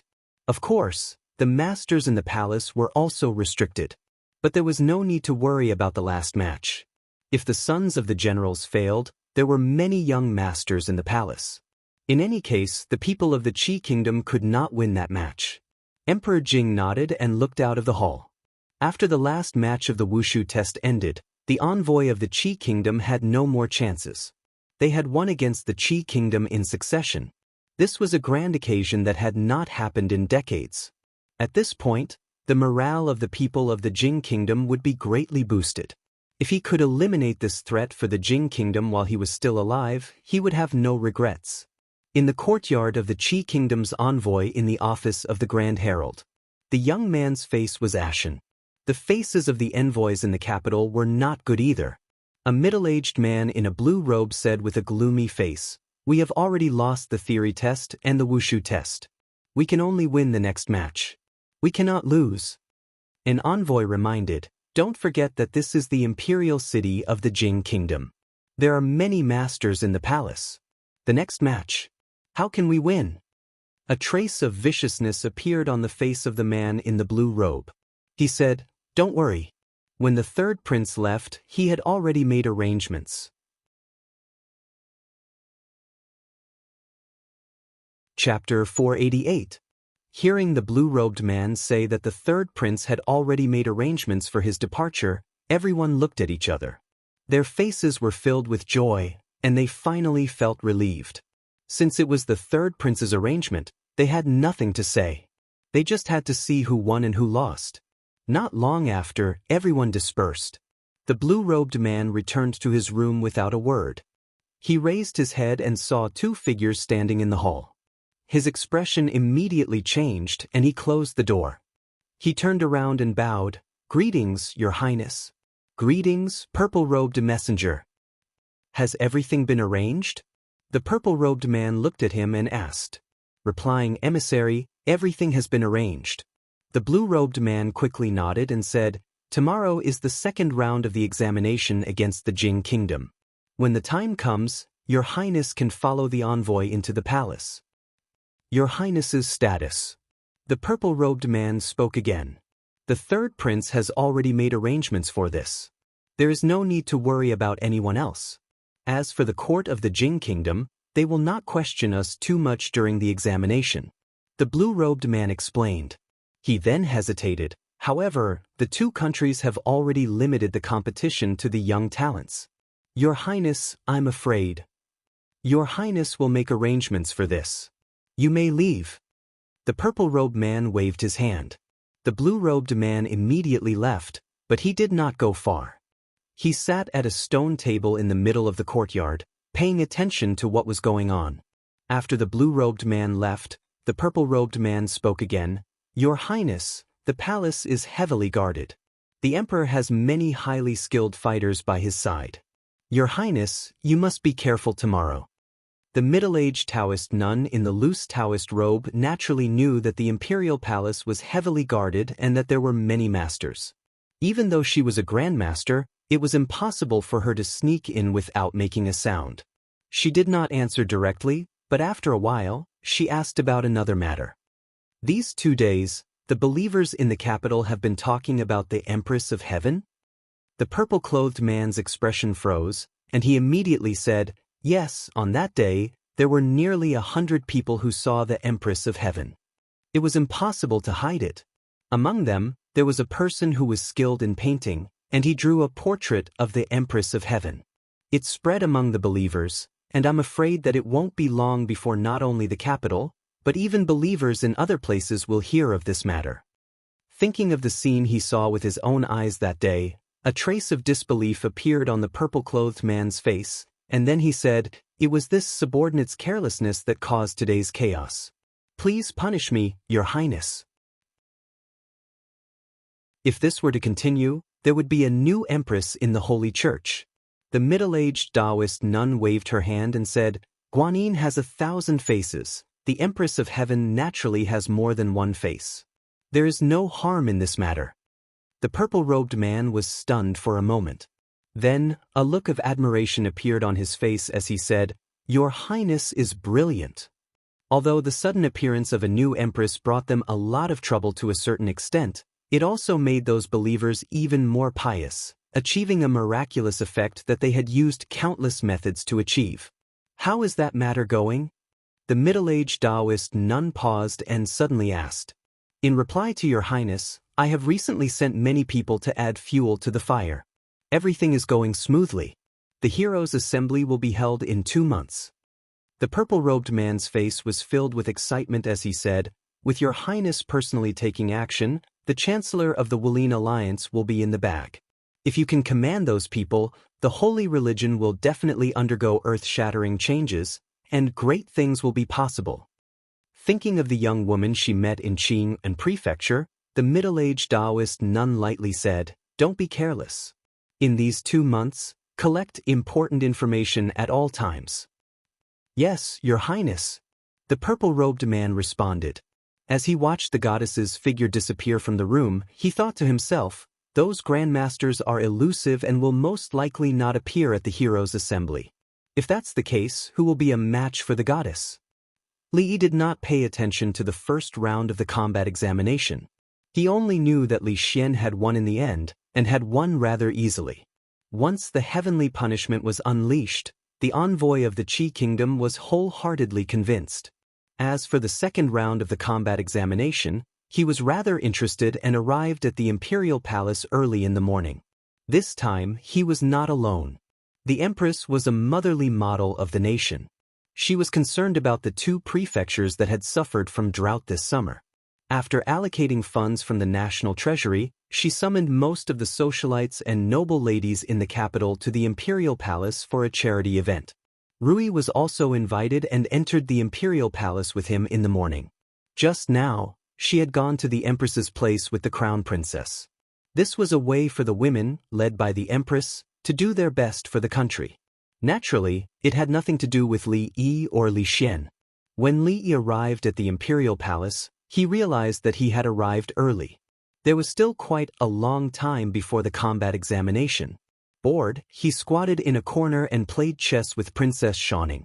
Yong Ning sat beside him and watched.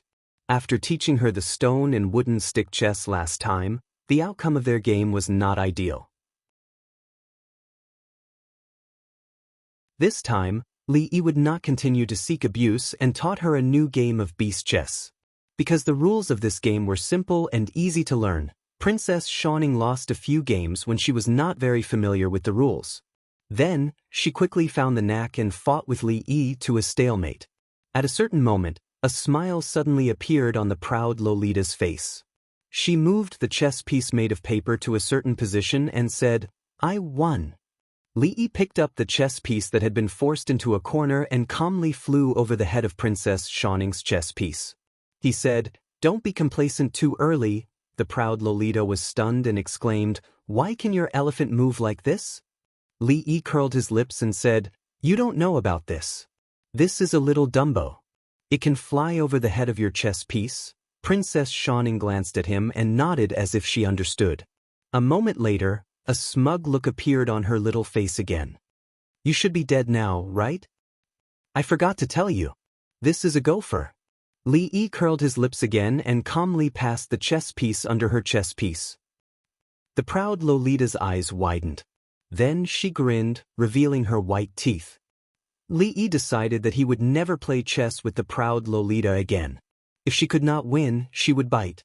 If she could not afford to lose, she should not play. Let go, quickly let go. You are a dignified princess. What a scandal! Quickly let go, or else I won't play with you next time. Just as Princess Shining was biting Li Yi's arm and refusing to let go, the envoy of the Qi Kingdom slowly stepped into the palace after being checked by the guards. The blue-robed man walked in front with a calm expression. Occasionally, he would glance to his side with a hint of respect. The few envoys of the Qi Kingdom followed closely behind him. Occasionally, they would turn back to look at him with doubtful expressions. At the very back of the group was a pair of strangers. They were very young and looked to be in their early 20s. The young man looked around and there was a deep hatred hidden in the depths of his eyes. The woman, on the other hand, had a calm expression on her face. Her gaze was deep and unfathomable.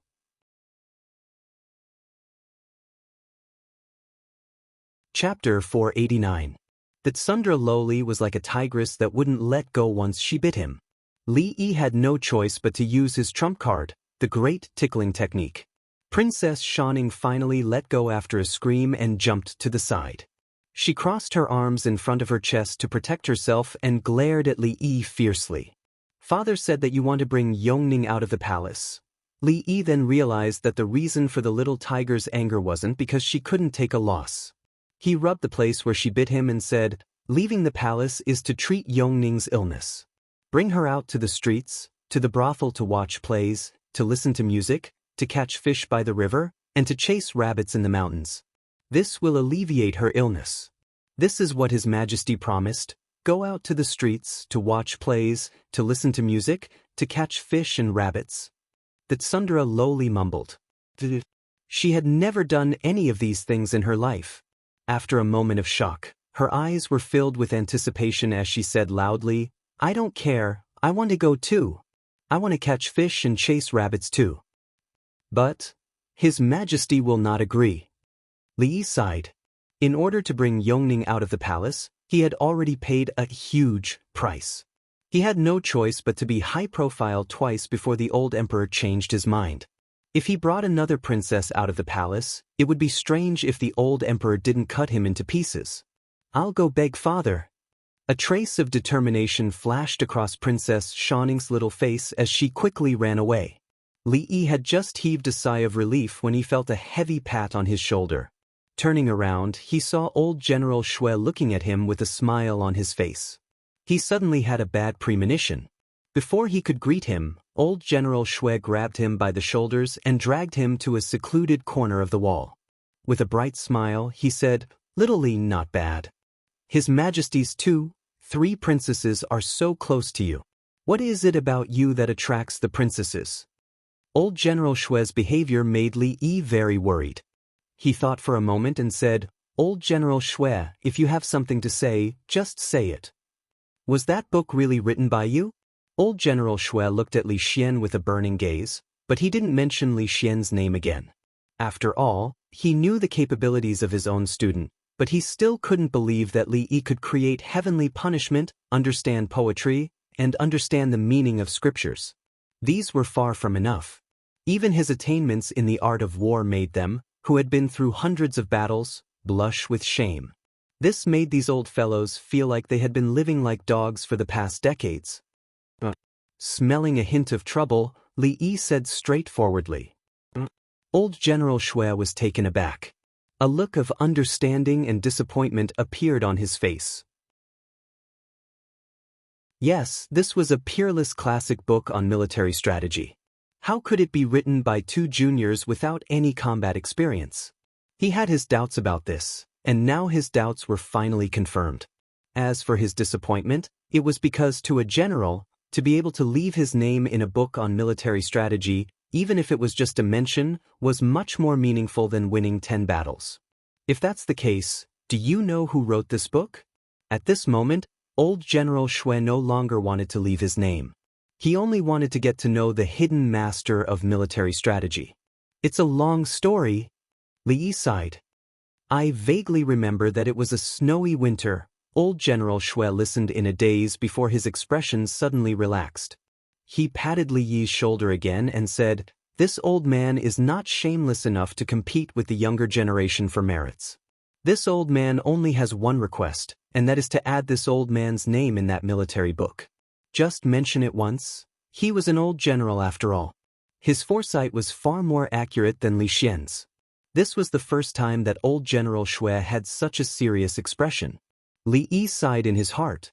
The fact that Sun Tzu's art of war could be passed down for more than 2,000 years and still have such a great reputation was enough to prove its significance. It would definitely become a classic for future generations to study. Even a mention of its name would be taken as an illusion.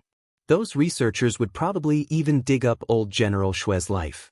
Perhaps thousands of years later, there would still be people who would remember a general named Shui Wanqing who was known as the God of War, in a dynasty that had disappeared for a long time. Old General Shui had treated him well. It was just a small effort, so Li Yi naturally wouldn't refuse. He nodded and said, "It's not a difficult matter. Don't worry, old Shui." "Not bad, I didn't misjudge you." Old General Shui laughed and said, "I heard that you and your wife still don't have any children. I have a granddaughter at home. She's 16 years old and has yet to marry. She looks 80% like me and has a big waist. She'll definitely be easy to raise. Although it's impossible for her to be your concubine, if I were to ask His Majesty for an edict, 80% similar, big waist." Li Yi's eyes widened. He looked at old General Shui and couldn't help but think of a certain scene. He shivered and quickly said, no need, old General Shui, there's really no need." Old General Shui waved his sleeve and said, "My grandson is younger than you by 2 years. He's already carrying his 3rd child. This matter is settled. You've long made a name for yourself in the capital, and my granddaughter has admired you for a long time. I'll ask His Majesty tomorrow to grant this marriage. Our 2 families will be closer in the future. You have to mention my name a few more times." After saying this, he laughed and walked towards the front of the hall. Li Yi was stunned. He immediately chased after him and shouted, "Old General Shui, please wait. Let's talk about what happened just now. I suddenly feel that there's no place to add your name." After finally dispelling old General Shui's idea of biting the hand that fed him, Li Yi let out a long sigh of relief. He stood outside the hall and suddenly felt something. He looked in a certain direction and saw the envoys of the Qi Kingdom walking towards him. Today's combat test was a competition of skills. Naturally, it couldn't be carried out inside the hall. The public square outside the hall had already been cordoned off into a large open space. On both sides of the square were a row of tables. The tables were filled with fruits and vegetables. It was clear that the old emperor and the officials didn't treat this as a competition at all. Instead, it was more of a performance. After interacting with the envoys of the Qi Kingdom twice, Li Yi cast a glance at them and paid them no more attention. They still had to go into the hall to pay their respects to the old emperor. The official competition wouldn't start until a while later. When the envoys of the Qi Kingdom passed by him, they seemed to have noticed something. Li Yi looked in that direction again. Behind the envoys of the Qi Kingdom, there were a few young people. Li Yi's gaze swept across them and landed on the last young woman. The woman wasn't very old. She looked to be in her 20s. Her looks were average and her looks could only be considered average. Out of 10 points, she would be given 5 points. But for some reason, when he looked at this woman, he had an indescribable strange feeling. There seemed to be something wrong with her, but he couldn't put his finger on it. What was even stranger was that apart from the strange feeling, he also sensed a sense of familiarity from her. But he was 100% sure that before today, he had never seen her on any occasion. This contradictory feeling of familiarity and unfamiliarity caused Li Yi's gaze to linger on her for a moment longer. As if sensing Li Yi's gaze, the woman turned her head and looked in his direction. When their eyes met, Li Yi's heart trembled slightly. This gaze, he must have seen it somewhere before.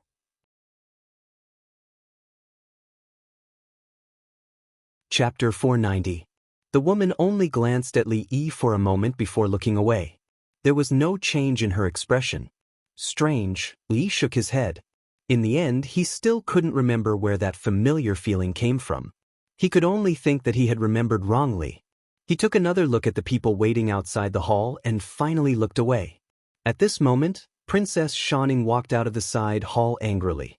It seemed that she didn't get the result she wanted in her negotiation with the old emperor. She stood in front of Li Yi and glared at him angrily. Her eyes were filled with hidden bitterness. "It's impossible to take you out of the palace for 2 months." Li Yi sighed and said, "However, you can ask your sister, thanks, to take you out. This way, your father won't say anything. When the time comes, I'll take you out to play."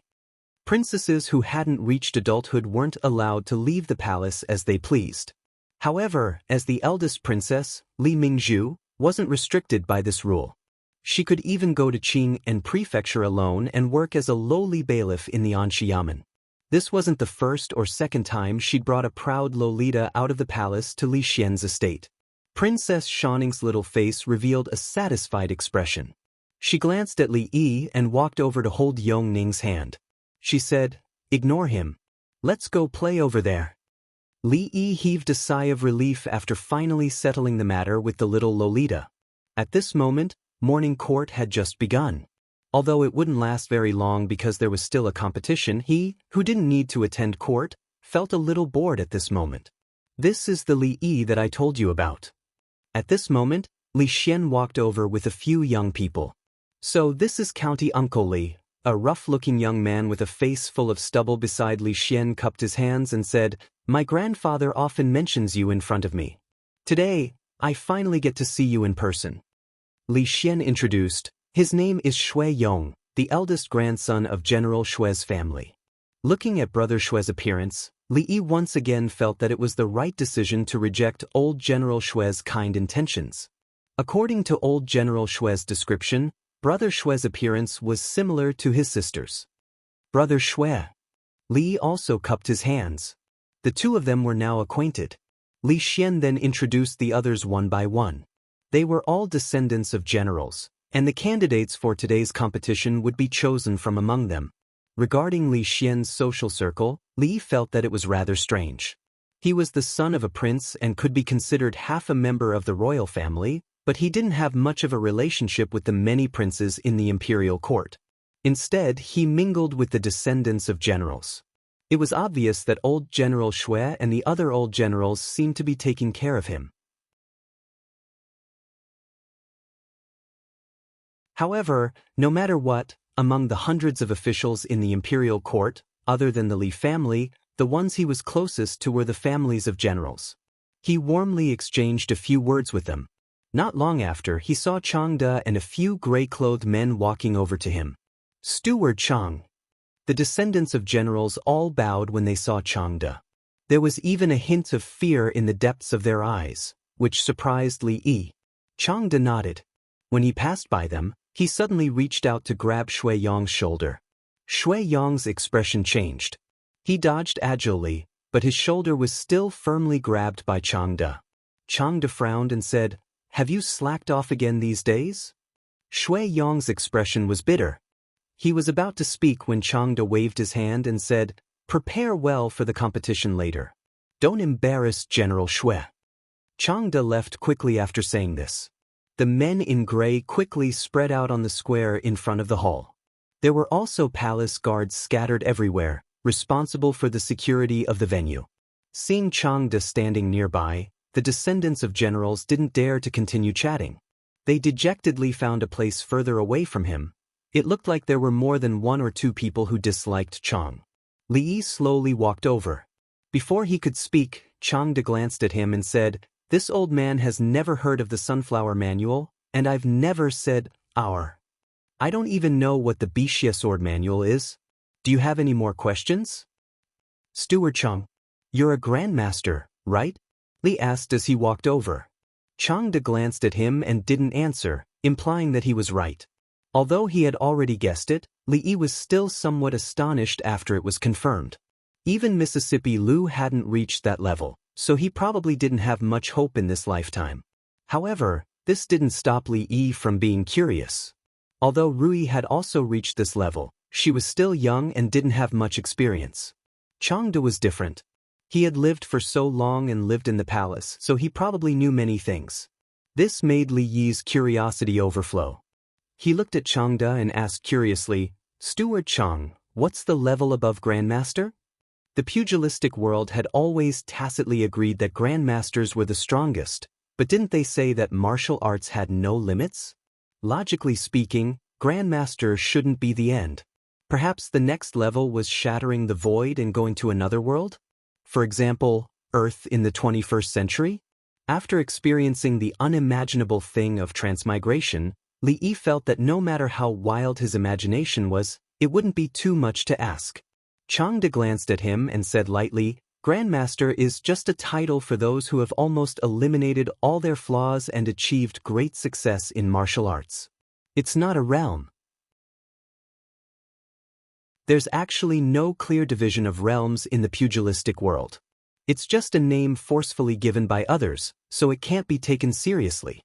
Great success in martial arts without flaws? Then the strength of a grandmaster is about the same." Li Yi mumbled.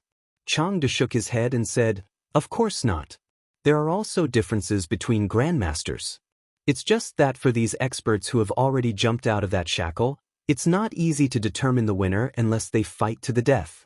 Moreover, the level of one's strength is also greatly related to the mental cultivation method and martial arts learned. The better the mental cultivation method, the more powerful the martial arts, and naturally, the stronger the martial arts." Changde glanced at him and said, "Can those ordinary martial arts and mental cultivation methods compare to the 8 Desolation and 6 Directions technique, the 18 Dragons subduing palms, and the 6 Pulse divine sword?" Li Yi's expression changed. He looked at him and asked, "Do these martial arts really exist?" Changde waved his hand and said, "I'm just using your demigods and semi-devils as an example." Li Yi was a little disappointed. He thought that Mississippi Lu was not knowledgeable enough to have never heard of these powerful martial arts. He didn't expect that Chang was also an old homebody on the outside. He even read such fantasy martial arts novels. However, although martial arts are not as powerful as you think, some martial arts do have the same effect as those divine skills. Changde glanced at him and said, "Although there are no martial arts like the 8 Desolation and 6 Directions technique that can restore one's youth every 30 years and increase one's strength by another level, there are records in the palace that there is a strange martial art in the martial arts world that can change one's appearance. Even an old man can recover his youthful appearance in a short period of time. However, this is only a superficial martial art and cannot increase one's lifespan in the slightest." Li Yi shook his head and said, "After practicing martial arts, one's body will be healthy and immune to diseases. It can be considered as extending one's lifespan." Changde looked at him and said, "That's not really extending one's lifespan. It's not that there are no real martial arts that can extend one's lifespan. I've heard of a martial art called the turtle breathing technique. It is said that those who practice this turtle breathing technique can increase their power in their sleep and easily live for 2 cycles of 60 years. However, those who practice this martial art will sleep for many years and rarely wake up. Even if they really sleep for 2 cycles of 60 years, what's the point? Of course, this is only hearsay. At least, I've never seen it." Li nodded repeatedly. He thought that Chang was indeed knowledgeable. These were things that Mississippi Lu and Rui did not know. Sometimes, he could not help but ask second great uncle about it out of curiosity, but the old man would fall asleep after a few words. Li Yi's many doubts were all answered by Chang. Unfortunately, when he wanted to ask more questions, many figures began to walk out of the hall.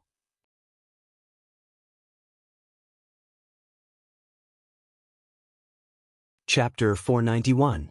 After the courtiers walked out of the Zhengjing Hall, they did not return to their respective departments as usual.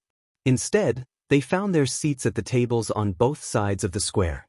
After they were seated, they laughed and chatted with their colleagues on both sides. Changde had been waiting at the door when the officials began to leave the court. He silently followed behind Emperor Jing until Emperor Jing took his seat at the head of the table at the front. The envoys of the Qi kingdom also had their seats, but the expressions on everyone's faces were not pleasant. It was supposed to be a very serious and formal competition, but it seemed to have become a performance. The officials of the Jing kingdom sat on both sides to watch, and there were many envoys from other countries among them. It was said that even their families would come in a while. A proper competition had become a group of people to watch. This was undoubtedly a great insult to them. Li Yi had just learned that the Empress and many socialites in the capital would also come here after the charity event. His current title was the County Earl, which was not a big deal in the circle of the nobles in the capital. However, his seat was very close to the front, and there was a small roof above it to block the sun. There were not many people with this privilege, and there were only about a dozen of them in the audience. Naturally, the County Earl did not have this privilege, but Li Xian did. The position here was big enough, and the view was wide enough. It was a rare treasure. It was not bad to not have to bask in the sun with most people. Li Yi sat there alone and ate 2 pieces of fruit. It was rare that they were iced. Not long after, there was an uproar in the audience. Li Yi looked up and saw dozens of figures rushing out from another direction. Many women walked out from a door of the hall. Countless palace maids came forward to greet them respectfully and led them to their designated seats. "Qiner here." Li Xian waved to a nearby place and said. The crown prince's wife and Rui walked over hand in hand, whispering something as they walked. Although Rui was also the county countess in name, she was actually the same as him. She was not very familiar with the other nobles in the capital. Because of his relationship with Li Xian, she had met the crown prince's consort a few times. After a while, they gradually became familiar with each other. Li Yi and Li Xian gave them the shady seats in the back and sat in the front. Before the official match, there would always be some important figures who would make some speeches. This process was usually very boring. When he finally got to the beginning of the match, he looked up and found that the one who represented the Jing kingdom was Shui Yong, whom Li Xian had just introduced to him. When he saw the people sent by the Qi kingdom, Li Xian's expression was clearly startled. A woman? He didn't discriminate against women, but not every woman was like Emingsu. For the Qi kingdom to send such a woman to compete with Shui Yong, could it be that they had already given up? Are all these youngsters from the Qi kingdom here to watch the fun? If that was the case, then today's competition wouldn't be so exciting. Although the winner wouldn't be decided in a single match, and there were 3 people on each side, it would be considered as the winner if 2 out of 3 matches were won. However, it wouldn't be so easy to win if one person was killed at the very beginning. When Li Yi saw the familiar woman walking into the field, a hint of surprise appeared on his face. How could it be her? Shui Yong walked into the field, laughed and said, "Ha, is there no one else in the Qi kingdom? You've actually sent a woman here. I, Shui Yong, don't want to bully a woman. You'd better send someone else here as soon as possible." A burst of laughter broke out in the surroundings. The courtiers of the Jing kingdom were naturally happy to see the Qi kingdom make a fool of themselves. How arrogant. You'll talk after you win. An ambassador of the Qi kingdom snorted coldly and said. Although he didn't know why the 3rd prince had made such an arrangement, he was also doubting whether this woman whom he had just met for the first time could win. So, he naturally didn't show any fear on his face. Is Shui Yong very powerful? Li Yi tilted his head and looked at Li Xian as he asked. Of course. Li Xian said without hesitation. Shui Yong was trained by old General Shui. When he was young, he was the best fighter among all the children of the general's family. Moreover, he often received guidance from Steward Cheng. It's impossible for him to lose to a mere woman. Can he win that person? Li looked to the front and gestured to him. Seeing Emingsu standing there, Li Xian was stunned and said, "Emingsu? She can't be counted. That means he can't win." According to people's common sense, women were born to be in a weaker position when it came to such matters. However, this didn't mean that there were heroines like Princess Emingsu and Mississippi Lu who could put countless men to shame. Li Yi felt that there was something strange about this woman. The people of the Qi kingdom weren't stupid. It wouldn't be easy for Shui Yong to win. Since that's the case, excuse me, young lady. With so many people watching the competition between countries, Shui Yong didn't really walk up to the woman in a gentlemanly spirit. However, he still looked down on the woman. He didn't choose a weapon. When he walked up to the woman and saw that she didn't move at all, he couldn't help but stop and ask, "Are you going to compete or not?" The woman finally looked up at him and said, "Are you ready?" "Of course, but you've..."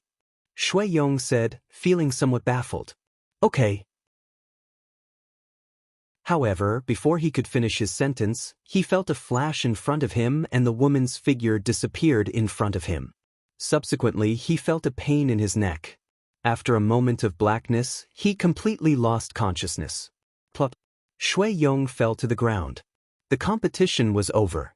Someone had just picked up a piece of fruit. Before he could put it in his mouth, his wrist shook and it fell to the ground. Li Xian was even more stunned on the spot. An instant kill. Shui Yong was actually defeated in an instant. Didn't that mean that the woman who looked younger than Shui Yong was much more powerful than him? While Li was also shocked, Rui walked up and said, "Husband, don't you feel that this woman looks a little familiar?" Since even Rui said so, it seemed like they did have some sort of interaction before. Li frowned. When he was thinking hard, there was an uproar on both sides because of what had happened just now. How could this happen? Even Shui Yong lost. Who else among the younger generation can go up? Look at the scene just now. Alas, the gap is too big. The gap is too big. What should we do now? Is the Qi Kingdom really going to win this round? It was unexpected that such an ordinary-looking woman could be so powerful. Although there were still 2 more rounds, if no one among the younger generation could defeat her, the result would be the same even if there were 10 or 100 more rounds. Shui Yong was quickly carried away by 2 guards. After the imperial physician examined him, he looked at old General Shui and said, "It's okay. He just fainted. He will wake up in a while." Old General Shui's expression softened a little. Emperor Jing looked at the young woman in the field, and a trace of surprise appeared in his eyes. Even he knew that in the competition between the younger generation, there was not much difference in strength. As an outstanding disciple of the family of generals, Shui Yong was already very powerful, but even he was not a match for the woman from the Qi Kingdom. In the next 2 rounds, no matter who was sent up, wouldn't they lose? Behind him, Changde frowned. When he looked at the woman, his eyes flashed and a thoughtful expression appeared on his face. "Father, let me go up for the next round." At this moment, a sweet voice suddenly came from his side. Chapter 492. Emingzu. Emperor Jing turned his head and saw Emingzu coming out from the side. He frowned and said, "You can't do that." She was the princess royal of a kingdom. How could she compete with others in front of all the officials, dignitaries, and envoys of other kingdoms? Moreover, the strength shown by the young woman made Emperor Jing a little worried. Are there any young masters in the palace who can defeat that woman? Emperor Jing looked at Changde and asked. Since even Shui Yong had been defeated, Emperor Jing naturally would not pin his hope on the other sons of the generals. If the other side easily won the 3 matches with only 1 person, the Jing kingdom would lose face.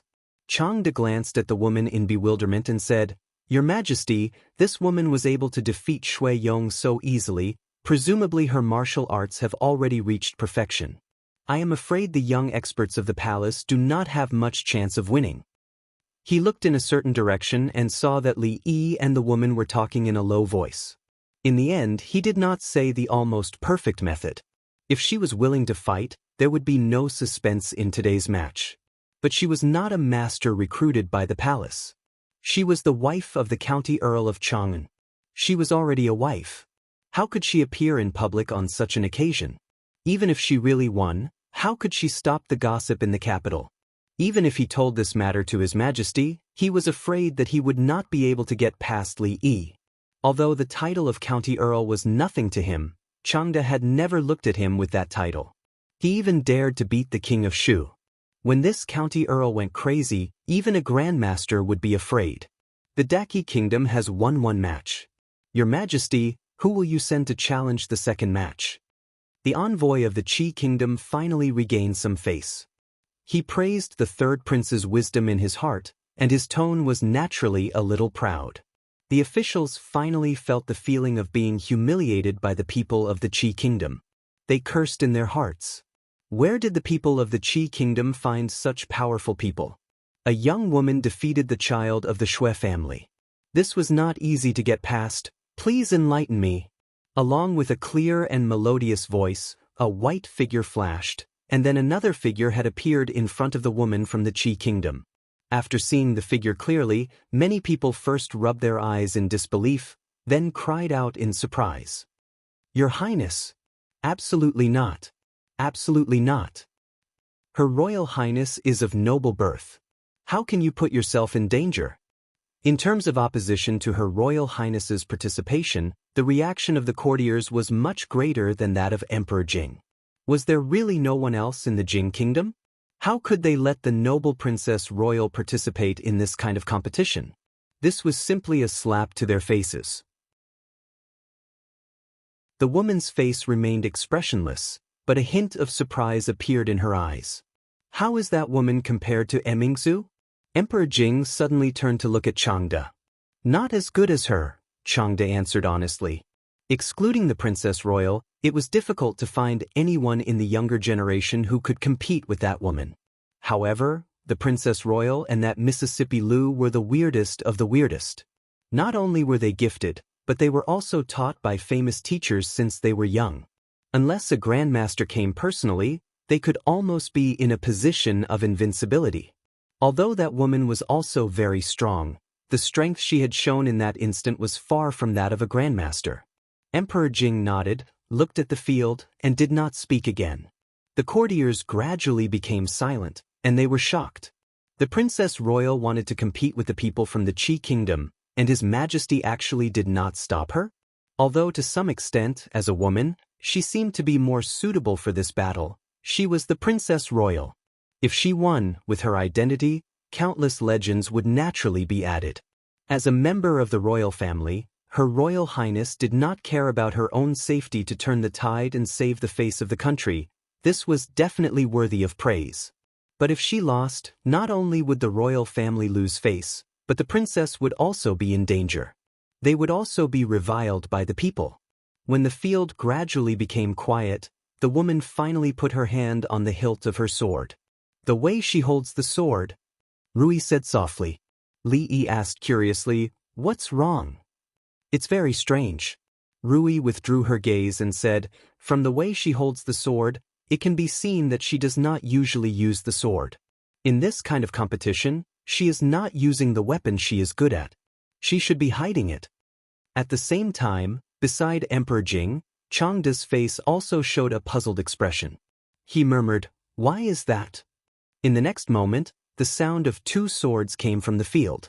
Whether it was the courtiers or the women beside them, they rarely saw such a battle, especially when one of the people in the field was the Princess Royal. This kind of opportunity was not often seen. When they saw the Princess Royal's fierce moves and clearly had the upper hand, they finally relaxed and even showed an expression of interest. "Demingzu is still the best," Li Xian said with a smile. Li nodded. Even Mississippi Lu admitted that Her Royal Highness's martial arts were not bad, which meant that she was very, very powerful. If she was ranked on the heaven list, she would probably be in the top 5. Even if the woman lost, it would not be an injustice. This woman is not simple. In fact, the princess did not have the upper hand. Rui looked at the 2 figures in the field and said, "Ah." Li Yi turned his head and looked at her with some confusion. The woman was obviously being suppressed by Her Royal Highness. Even he could see that, so how could Rui be wrong? At this time, Li Yi did not notice that not far away, Changde's expression was already a little ugly. Although she has been retreating, there is no flaw at all. She just did not fight back. Rui looked at the woman from the Qi kingdom in surprise and said, "No, she is looking for the princess flaw. The princess is going to lose." As soon as Rui's voice fell, Changde's expression changed greatly. In the field, although Mingzhu's sword moves were still extremely sharp, at a certain moment, the woman suddenly stopped defending and seemed to casually stab with her sword. That sword passed through the layers of Mingzhu's sword shadows and went straight for her chest. More importantly, Emingzu had always been displaying fierce attacks. At this time, her body rushed forward due to inertia and directly collided with the tip of the sword. Emperor Jing's expression changed and there were countless exclamations in the field. A shadow flashed and Changda's figure had already disappeared. However, because he was too far away, he could not stop it in time. Li Yi and Li Xian's expressions changed at the same time. A white jade wine cup on the table was already in Rui's hand. When she raised her arms slightly, she paused for a moment and a trace of surprise appeared on her face. In the field, Emingzu, who was about to be stabbed by the sword, turned her toes slightly. After drawing an arc on the ground, her body suddenly moved to the side in a strange way. At the same time, the sword momentum did not decrease and went straight for the woman's throat. Changda's figure appeared in the field. When he saw this scene, his expression was also extremely shocked. Just now, when the woman was fighting with the princess, he realized that he had underestimated her. Even when she was fighting with Shui Yong, she did not use her full strength. Like the princess, her real strength should be extremely close to that of a grandmaster or even surpass the princess. This was because when the two of them were fighting, the princess was the first to reveal a flaw. However, Changda did not expect Her Royal Highness to be able to pull off such a beautiful reversal under such circumstances. Although he did not know how she managed to evade the attack, the scene just now was a classic even for a grandmaster. How could it be? Rui looked at Li Yi and said softly, "How does the princess know Tai Chi?"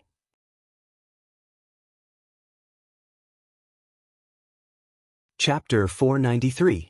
It's not me. Seeing Rui looking at him, Li Yi opened his mouth subconsciously. Speaking of Tai Chi, he himself was a dabbler. No, he could not even be considered a dabbler. Ever since the last time he tried to use Tai Chi to trick the princess into becoming his disciple, he had never mentioned it again. So far, he and the princess only had a pure relationship. It couldn't be any more pure. As for the secret rendezvous in a small garden in the palace, using the excuse of teaching martial arts, holding hands, touching and hugging, of course not. Husband and Her Highness are good friends.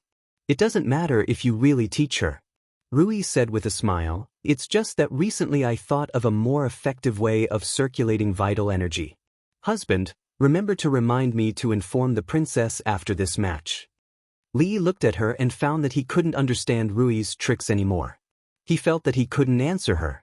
Fortunately, she didn't continue to ask. When Li Yi secretly heaved a sigh of relief, he was also puzzled. Who taught her Tai Chi? In this world, there were only 3 people who knew how to use Tai Chi: Rui, and him. Rui counted as 2, Mississippi Lu counted as 1, and he, who only knew the moves and couldn't bring out the true power of Tai Chi, counted as 0. Li was sure of this. However, what Her Highness used at the critical moment just now was not the Tai Chi footwork that Rui taught her. He shook his head. This matter could wait until she won. With such a sudden turn of events, Li Yi felt that the Qi Kingdom woman should also be confused. However, just as he had this thought, the woman suddenly made an unimaginable move. Her sword had been thrust out and couldn't be pulled back in a short time to block, so she stretched out her other hand. She used 2 fingers to lightly flick Mingzhu's sword. Her sword was easily bounced off. Seeing this, Li Mingzhu's expression changed slightly and he quickly distanced himself from her. It's her. Rui looked at the woman and couldn't help but exclaim. Grandmaster. All the wrinkles on Changda's old face were tangled together and his eyes were shining. Who is it? Li Yi looked at her in confusion. Husband, do you remember the Taoist we met in Qin and Prefecture? Rui looked at him and said, the one who almost competed with Rui. Li nodded. Of course, he had not forgotten about that Taoist nun. She had even helped him once. Moreover, he had a deep impression of someone who could not even defeat Second Lady Lu. You're saying that the Qi Kingdom woman? Li Yi stared at her with wide eyes. Is the disciple of Taoist nun? Rui shook her head and said, the woman on the field is that Taoist nun. Li Yi paused for a moment, then smiled and said, my wife, don't joke. Taoist nun is already middle-aged. The person on the field is clearly a young woman. How can... He didn't finish his sentence and closed his mouth. He suddenly thought of something. Just a moment ago, Lao Chang had conducted a martial arts literacy test on him. He seemed to have mentioned that there was indeed such a strange martial art that, when practiced to a high level, could change one's appearance and deceptively regain one's youthful appearance. Could it be? Li Yi raised his head again to look at the woman on the field. Her face was still unfamiliar, but her eyes were indeed familiar. Her appearance may change, but her aura will not. She has been hiding her aura and suppressing her strength below that of a grandmaster. She didn't expect Her Royal Highness to have such a strange move. If she hadn't used the strength of a grandmaster just now, I'm afraid she would have lost. Rui looked at him and explained, but at that moment, she could no longer hide her aura. Ordinary people can't feel the fluctuations of that aura, but those who have reached the same level as her will be extremely sensitive to that aura. Li Yi looked at the young woman on the field. No matter how hard he tried, he could not connect her with the middle-aged Taoist nun. A grandmaster expert had changed her appearance and snuck into the palace, appearing in front of the old emperor.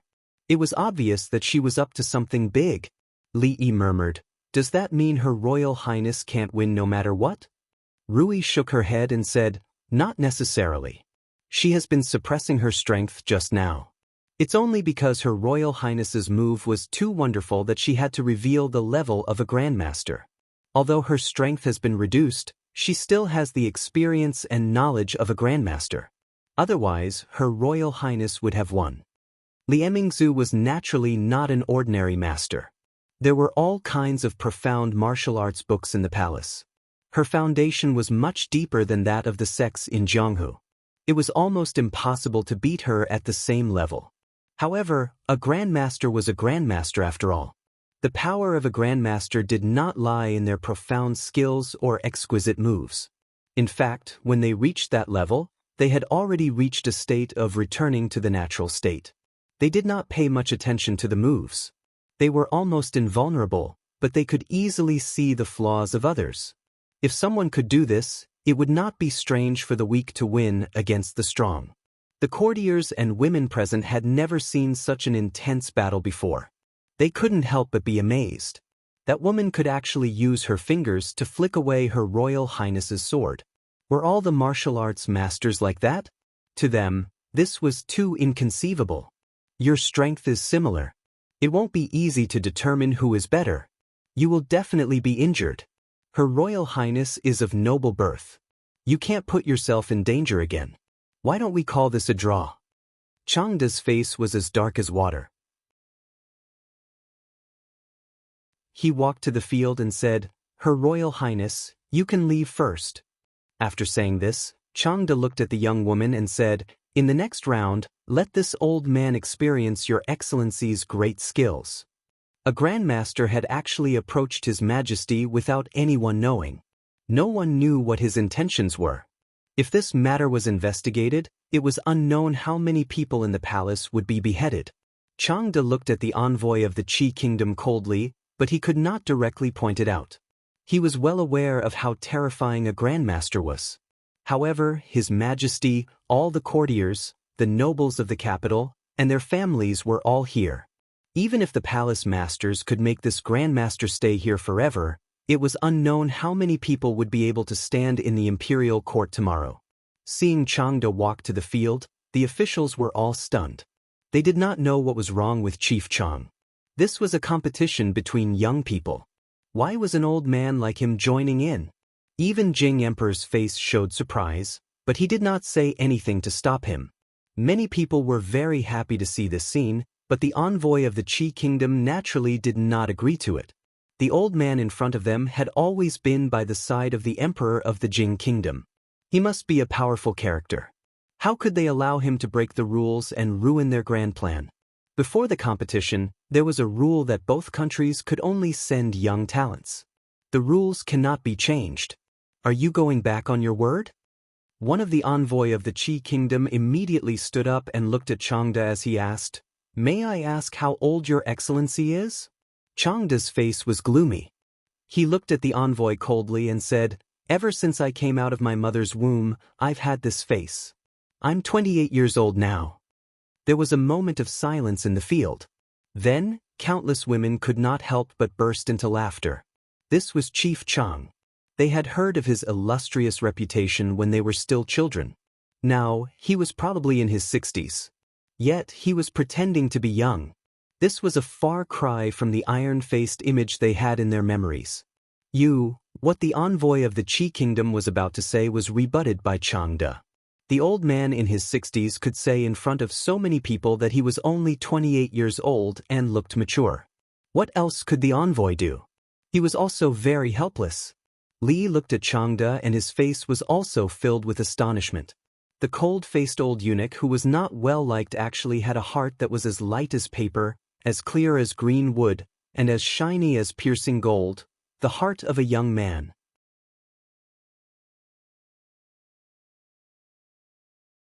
Chapter 494. Chief Chang, please step back. We haven't decided the winner yet. Emingzu walked up and looked at the young woman. Her eyes were filled with the desire to fight. Princess, you mustn't. Chang De said without hesitation. It was a fact that no one in the younger generation could surpass Her Royal Highness.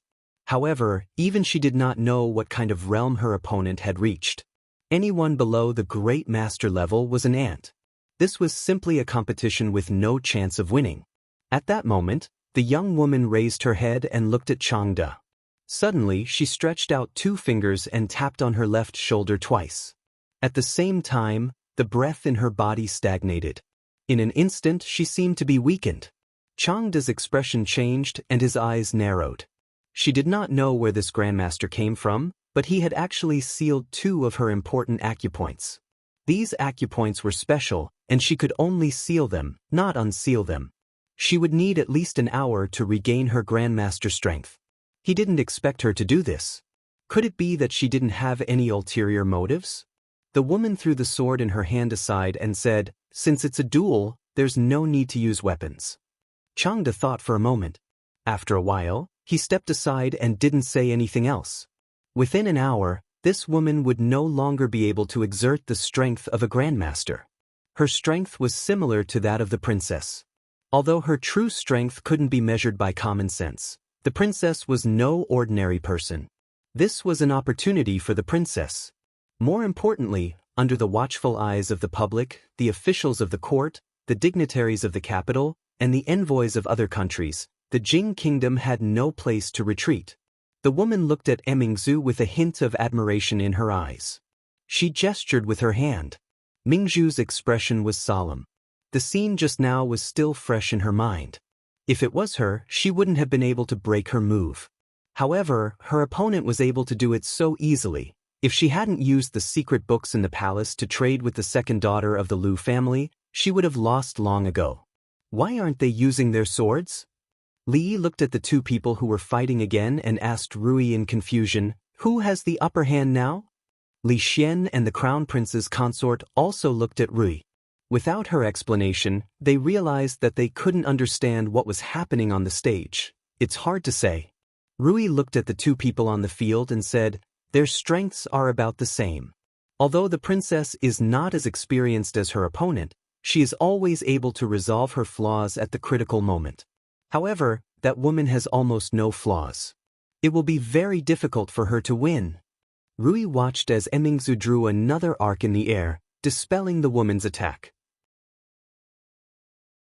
However, her moves were obviously not as smooth as before. Rui finally understood who taught her Tai Chi. A trace of a smile appeared on her face. At this moment, the mysterious origin of those rare martial arts books in the house also had an explanation. The crowd outside the stage was amazed. The expression on the young woman's face did not change, but her eyes flashed from time to time. This princess of the Jing kingdom was not a grandmaster. From her point of view, there were many flaws in her moves. However, at the critical moment, she would use a strange kind of martial arts, which made it impossible for her to grasp the flaws and defeat her. It was extremely strange. It subverted common sense and was very different from the mainstream martial arts. Even though she had seen many magical martial arts, she had never encountered such a situation. This made it difficult for her to defeat her when her vital energy was suppressed. Compared to the woman, Mingzhu's expression was also very calm. However, as time passed, she began to feel anxious. There were no flaws. She couldn't find a single flaw in this woman at all.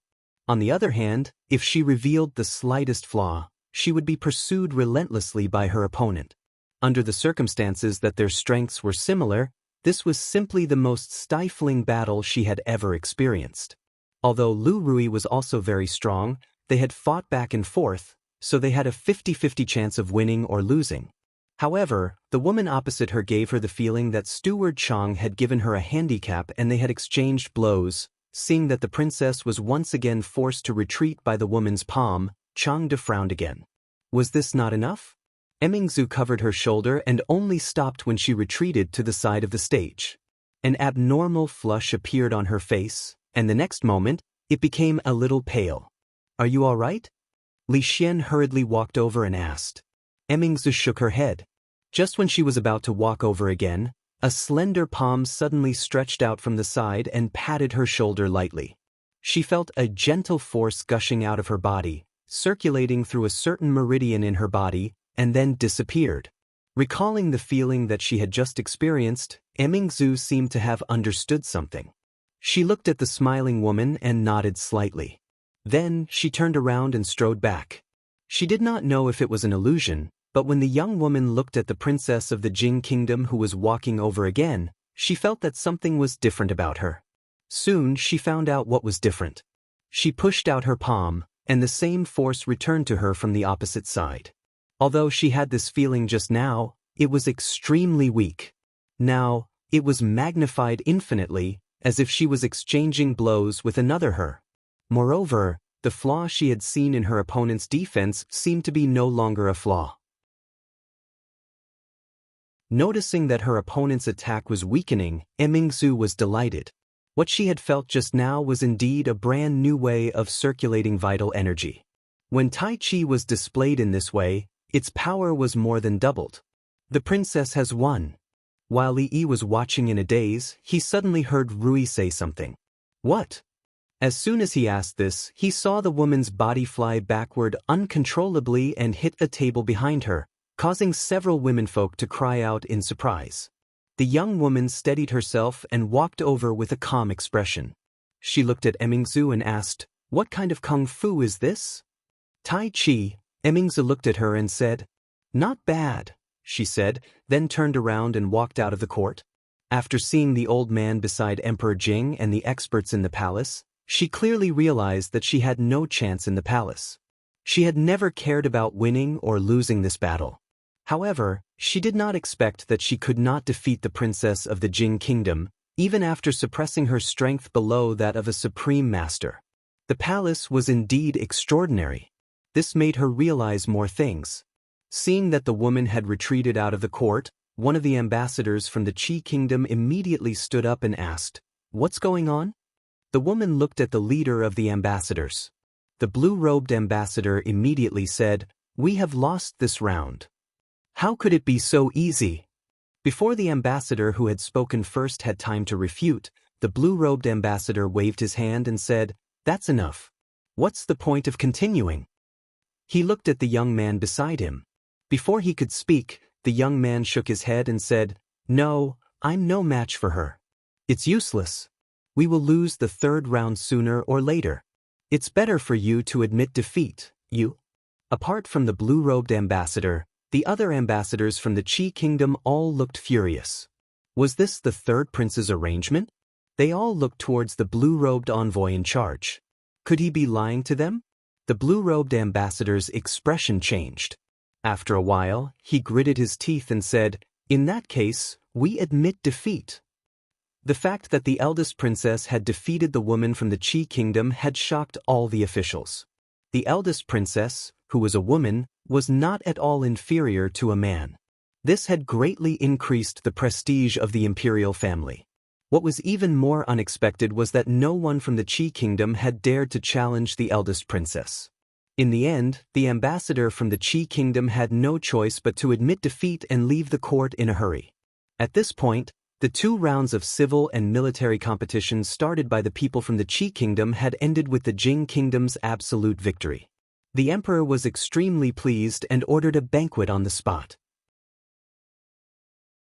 The officials from the Jing kingdom toasted each other in the square in front of the legislative hall.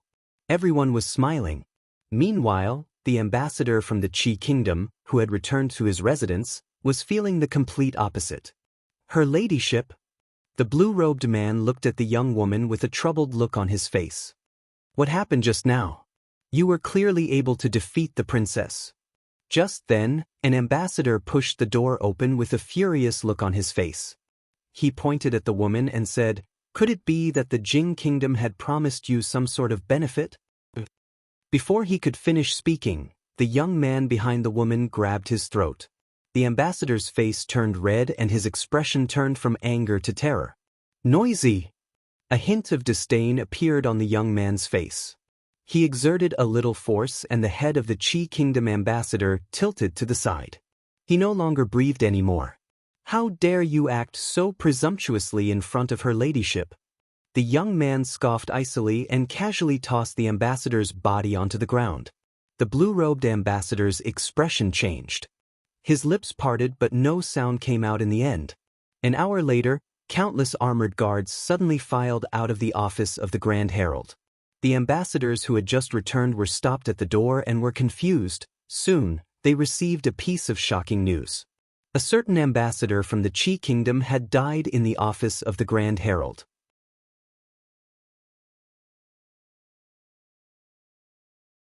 Chapter 495. In front of the Hall of Politics, people were singing and dancing. The dancers and musicians of the palace were performing in the square in front of the hall to liven things up. The officials were laughing and chatting, and the women were gathered in groups of 3 to 5, discussing topics exclusive to them. Princess Royal Highness was very busy now. She was busy accepting the praise of the officials in turn. She couldn't show any impatience on her face. Li wanted to ask her what Tai Chi was all about. Stealing was a taboo in the martial arts world. No matter what, she had to compensate a few thousand taels of silver. There were many women gathered around the crown princess and Rui. Even Li Yi and Li Xian were squeezed out of the tent. In all of Jingdo, the most popular women among the madams and daughters of the nobles were these two. As the monopoly of perfume, Princess Royal Highness worked hard and sat in the palace to collect money, but she didn't care about these things. These people naturally targeted Rui and Prince Consort. If they didn't do something in advance, they would have to wait a few more days to buy a new perfume when it came out. It was still easier to earn women's money. He didn't know how Zheng Zumo's new bra was doing. If he had the chance, he would go over to appreciate it and give her some suggestions. He could also try lace hollowed out or something for the benefit of men. On the side of Rui workshop, perfume had been widely accepted by women in the capital. In the future, they would slowly introduce a full series of cosmetics. It wouldn't take long for him to become the man behind women all over the world, making countless men hate him. Originally, he wanted to chat with Lao Chang, who was a moving knowledge base, after the competition was over.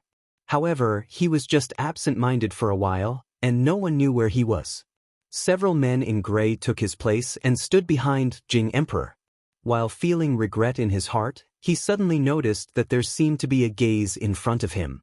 Li Yi turned his head and saw a beautiful woman in a palace dress sitting below Emperor Jing, looking at him coldly.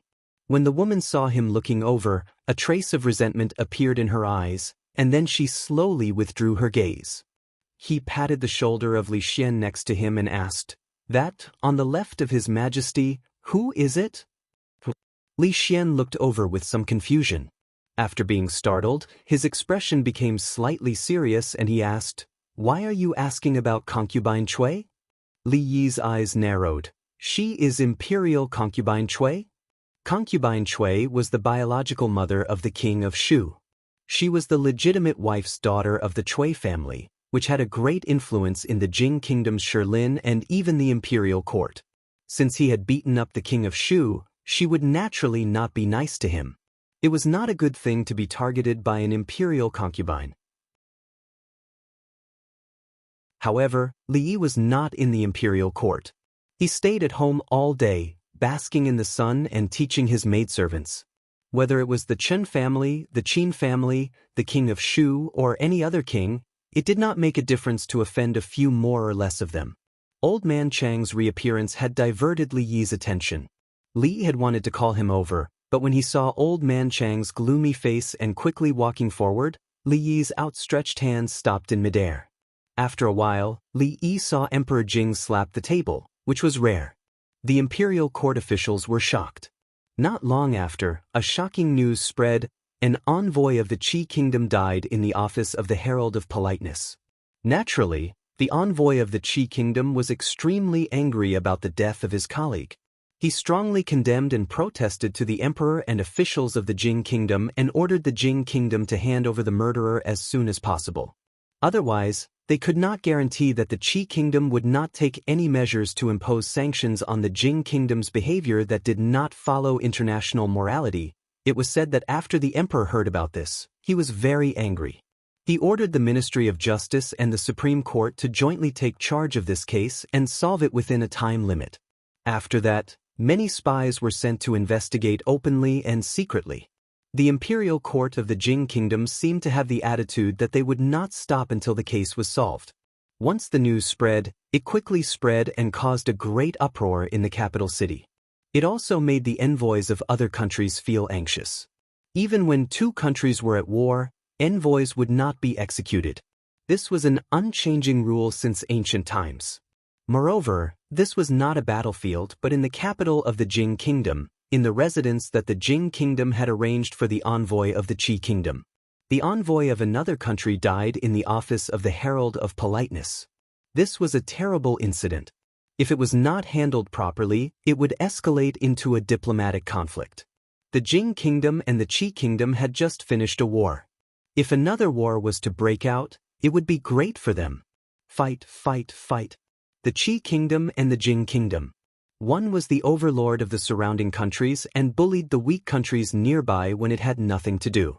The other was a legend that had been bullied for many years and suddenly turned the situation around, attracting the envy of other countries. It did not matter how they fought. From the position of the envoys of the other countries, they were very happy to see this scene. However, it was one thing to look forward to it, and another to be curious. Why would the Jing kingdom kill the envoy of the Qi kingdom? There was no reason for it at all. Although the envoy of the Qi kingdom was indeed not a good person, stirring up trouble in the capital of the Jing kingdom these days and stirring up the whole capital city, causing headaches to the ministers and the emperor. But at least on the surface, the written and martial examinations were open and above board. Even if the emperor and ministers of the Jing kingdom wanted to kill them, they would not be so stupid as to choose the office of the Herald of Politeness, which was the most unsuitable place to do it. When the envoy returned to the country, it would be understandable if he secretly killed a few of them. But to do it so openly, it was a little too much. Of course, regarding the Jing kingdom's behavior, the people just watched. As for the truth, it was obvious even if they thought with their toes. With such an incident, the Chancellor of the Supreme Court and the Minister of Justice naturally could not continue to attend the banquet. The two of them personally went to the office of the Herald of Politeness to collect evidence. The deceased was an envoy of the Qi kingdom. His neck was twisted and he died in his room. The door was tightly shut and the window was wide open. The murderer must have escaped through the window after killing the envoy in the room. However, the security of the office of the Grand Herald was extremely tight. Sneaking in was as difficult as ascending to heaven, not to mention escaping after killing the envoy of Qi kingdom. Other than the corpse in the room, there was not a single clue. The Minister of Justice and the Chancellor of the Supreme Court frowned. This case was completely out of the blue, and His Majesty had given a death order. Suddenly, the sound of footsteps came from the door. Seeing a few people coming out, the two officials frowned. Before they could say anything, a skinny young man in front of them took off the token from his waist and handed it to the two officials. He said, "The Office of Secret Intelligence is working. Unauthorized people should leave. Please cooperate." Although the name of the Office of Secret Intelligence made countless officials tremble, the two officials were not afraid of it because of their high status, especially the Minister of Justice. The skinny young man in front of them had been recruited from the government of Jing County because of his discerning eyes. He was first promoted to the head of the Ministry of Justice and later recruited into the Office of Secret Intelligence by His Majesty. The Minister of Justice frowned and said, "The deceased's neck was twisted with great force. There are no other wounds on his body. Except for a few footprints on the window, there are no clues left by the murderer." The skinny young man looked at the messy footprints on the ground and shook his head. He murmured, "What a pity, what?" The Minister of Justice raised his eyebrows and asked. "Nothing." The young man shook his head and said to the people behind him, "Bring all the envoys of the Qi Kingdom to the yard and have someone stand guard outside. From now on, no one is allowed to enter or leave. The only clue is the footprints on the window. I've asked someone to check. These footprints don't belong to anyone in the temple." The Minister of Justice was about to walk to the window to point out the footprints when the skinny young man immediately said, "Please wait, my lord." Hearing this, the Minister of Justice stopped in his tracks. He watched as the skinny young man took off his shoes and carefully walked to the window. He looked at the window and the footprints outside, then opened the back door and walked out. He walked around the back porch, his gaze lingering on the garden under the porch. After a while, he walked into the house and pointed to another room adjacent to this one. He asked, "Who lives there?" An official from the office of the Chamberlain of Dependencies thought for a moment and said, "It's another envoy of the Qi Kingdom. He's also the person in charge of the Qi Kingdom's mission this time."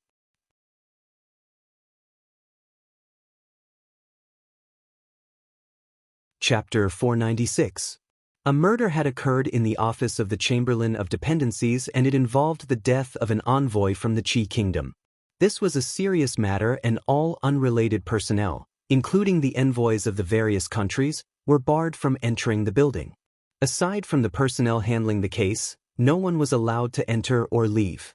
They could only poke their heads out and peek into the building from afar. They saw the envoys of the Qi Kingdom standing in the courtyard. The men from the Supreme Court and the Ministry of Justice stood before them, seemingly questioning them about something. "When did you find the deceased? Who was the one who found him?" A supervisor from the Ministry of Justice asked as he held a record book in his hand. "It was me an hour ago." One of the envoys from the Qi Kingdom looked gloomy. He gritted his teeth and said, "After leaving the palace, Lord Han was in a bad mood because he had lost the competition. He shut himself in his room and did not come out even when it was time to eat. When I went to his room to call for him, there was no response for a long time. So I had the men from the office of the Chamberlain of Dependencies break open the door and found that Lord Han had been murdered." After he said this, he could no longer keep his calm. He said fiercely, "I don't care who killed Lord Han. 3 days. Within 3 days, the Jing Kingdom must hand over the murderer. Otherwise, we will immediately return to our country. The Qi Kingdom will wash away Lord Han's injustice with blood sooner or later." The Chancellor's expression changed slightly. An envoy from a country had been assassinated in the office of the Chamberlain of Dependencies. This was an extremely serious matter.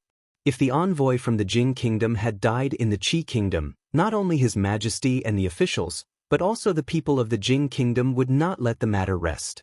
This time, they were really in trouble. Lord Gu and Lord Han were close friends. "I was a little agitated just now. Please forgive me." The envoy in blue from the Qi Kingdom looked sorrowful. After saying this, his tone changed as he looked at the Chancellor of the Supreme Court and said, "However, the Jing Kingdom must give us an explanation for this matter.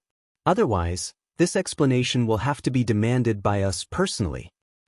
Not even your third prince has the right to say such words." A sinister voice rang out from behind the crowd. Chang De strode out from the door and asked, "Where is the woman who participated in the competition in the palace?" The blue-robed envoy's expression changed slightly upon hearing this. "The envoy of our Qi Kingdom has died in your Jing Kingdom. Why don't we have the right to speak up?" At this moment, Lord Gu took a step forward and asked angrily, "I'll ask you one last time.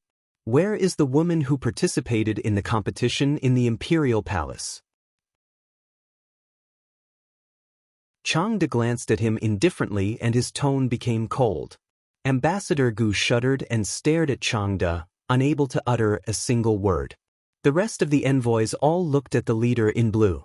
He was the one who had been in contact with the two of them. Speaking of which, it was strange. Why weren't they here when such a big thing had happened? Let's go. The envoy in blue said calmly, they are but the young talents of our Qi kingdom.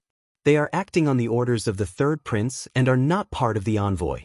Naturally, they could not stay in the office of the Chamberlain of Dependencies for long. They left after returning from the palace. Left? Changde's expression darkened. It was not convenient for him to question the envoy in the palace. When he chased after the envoy, he encountered the death of the envoy of the Qi kingdom. He had no choice but to return and report this to His Majesty. He did not expect that after a short delay, the unidentified Grandmaster had already left. Greetings, Seneschal Chang. A voice came from the side. Changde turned his head and looked at the skinny young man who had just walked past. He nodded slightly. Even the Chancellor of the Supreme Court had not received such treatment. Did you discover anything? He asked the skinny young man. The young man smiled and said, let me ask them a few questions first. He walked up to the envoys of the Qi kingdom and asked, where were all of you from the moment you returned to the office of the Chamberlain of Dependencies to the moment you discovered Lord Han's death? After returning here, of course, we all returned to our rooms. One of the envoys immediately replied. Everyone was in their rooms? The young man asked again. Everyone, the envoy replied after some thought. They had lost both the written and military examinations. The third prince's many days of planning had been destroyed in a single day. If they did not return to their rooms to reflect on themselves, were they supposed to celebrate like the emperor and ministers of the Jing kingdom? The young man looked at the blue-robed envoy in charge and asked, are you sure? The blue-robed envoy felt that the young man's eyes were so sharp that they seemed to be able to see through one's heart. He could not help feeling a little diffident, but he still nodded and said, gritting his teeth, I'm sure. The young man nodded and waved his hand, saying, take all the envoys of the Qi kingdom away and temporarily detain them in the Supreme Court. The Chancellor of the Supreme Court and the Minister of Justice were stunned. What had happened just now? Why had all the envoys of the Qi kingdom been detained? Weren't the ones who died from the Qi kingdom? The officials of the Ministry of Justice and the Supreme Court were puzzled. When the envoy of the Qi kingdom came to his senses, he was left with nothing but anger. But what are you trying to do? Do you really want to completely fall out with the Qi kingdom? The envoys of the other countries are watching from outside. Do you really think you can shut everyone's mouths? I know. Lord Han's death must have been your doing. Is it finally our turn now? The skinny young man ignored the envoys of the Qi kingdom and said calmly, Lord Han did not die in his room. His body was moved in later. The murderer did leave through the window, but the sequence was wrong. He did not come in from outside. After killing Lord Han, he closed the door and left through the window. The young man looked at the crowd and said slowly, he killed Lord Han somewhere else, then moved Lord Han's body into the room through the window through the back corridor, and then came out from the room. After passing through the back corridor between the two rooms, he would pass through the garden. This is why there is soil under the window and why the footprints in the garden are deeper than the surroundings. If all of you are in your own rooms, then it is obvious that one of you is the murderer who killed Lord Han. I will explain the specific details to all of you when we arrive at the Supreme Court. He waved his hand and said, take them all away. When the young man finished speaking, the expression of the envoy in blue finally changed slightly. The young man glanced at him and strode outside. Watching the men of the intelligence office take away all the envoys of the Qi kingdom, the Chancellor of the Supreme Court looked at the Minister of Justice speechlessly. Don't look at me, I don't know anything. The Minister of Justice shook his head and said, it's no wonder His Majesty would promote him so much. I've been handling cases all my life and I've never seen such a genius.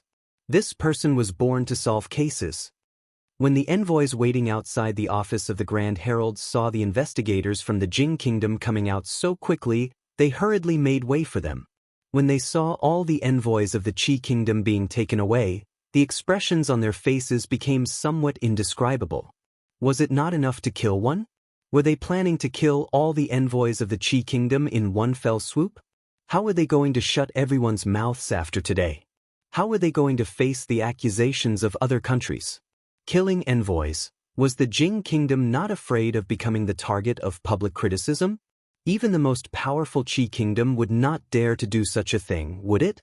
Even if they were to kill all the envoys of the Qi Kingdom, there was still them. The Jing Kingdom's actions this time had really left everyone dumbfounded. They had risked universal condemnation. They had to report this matter to their own countries and expose the evil deeds of the Jing Kingdom to the world. If they wanted to deceive the world, they would have to kill everyone who knew about this. But was that even possible? As the envoys were thinking about this, they suddenly felt that something was not quite right. You're tuning in to the Dreamy Chapters YouTube channel. We're so grateful for your support, and don't forget to subscribe to join us on this incredible journey through captivating stories. Your generosity through donations truly makes a world of difference, as it's the primary source of revenue that allows me to expand and enhance this channel for you. Thank you from the bottom of my heart for being a part of this adventure.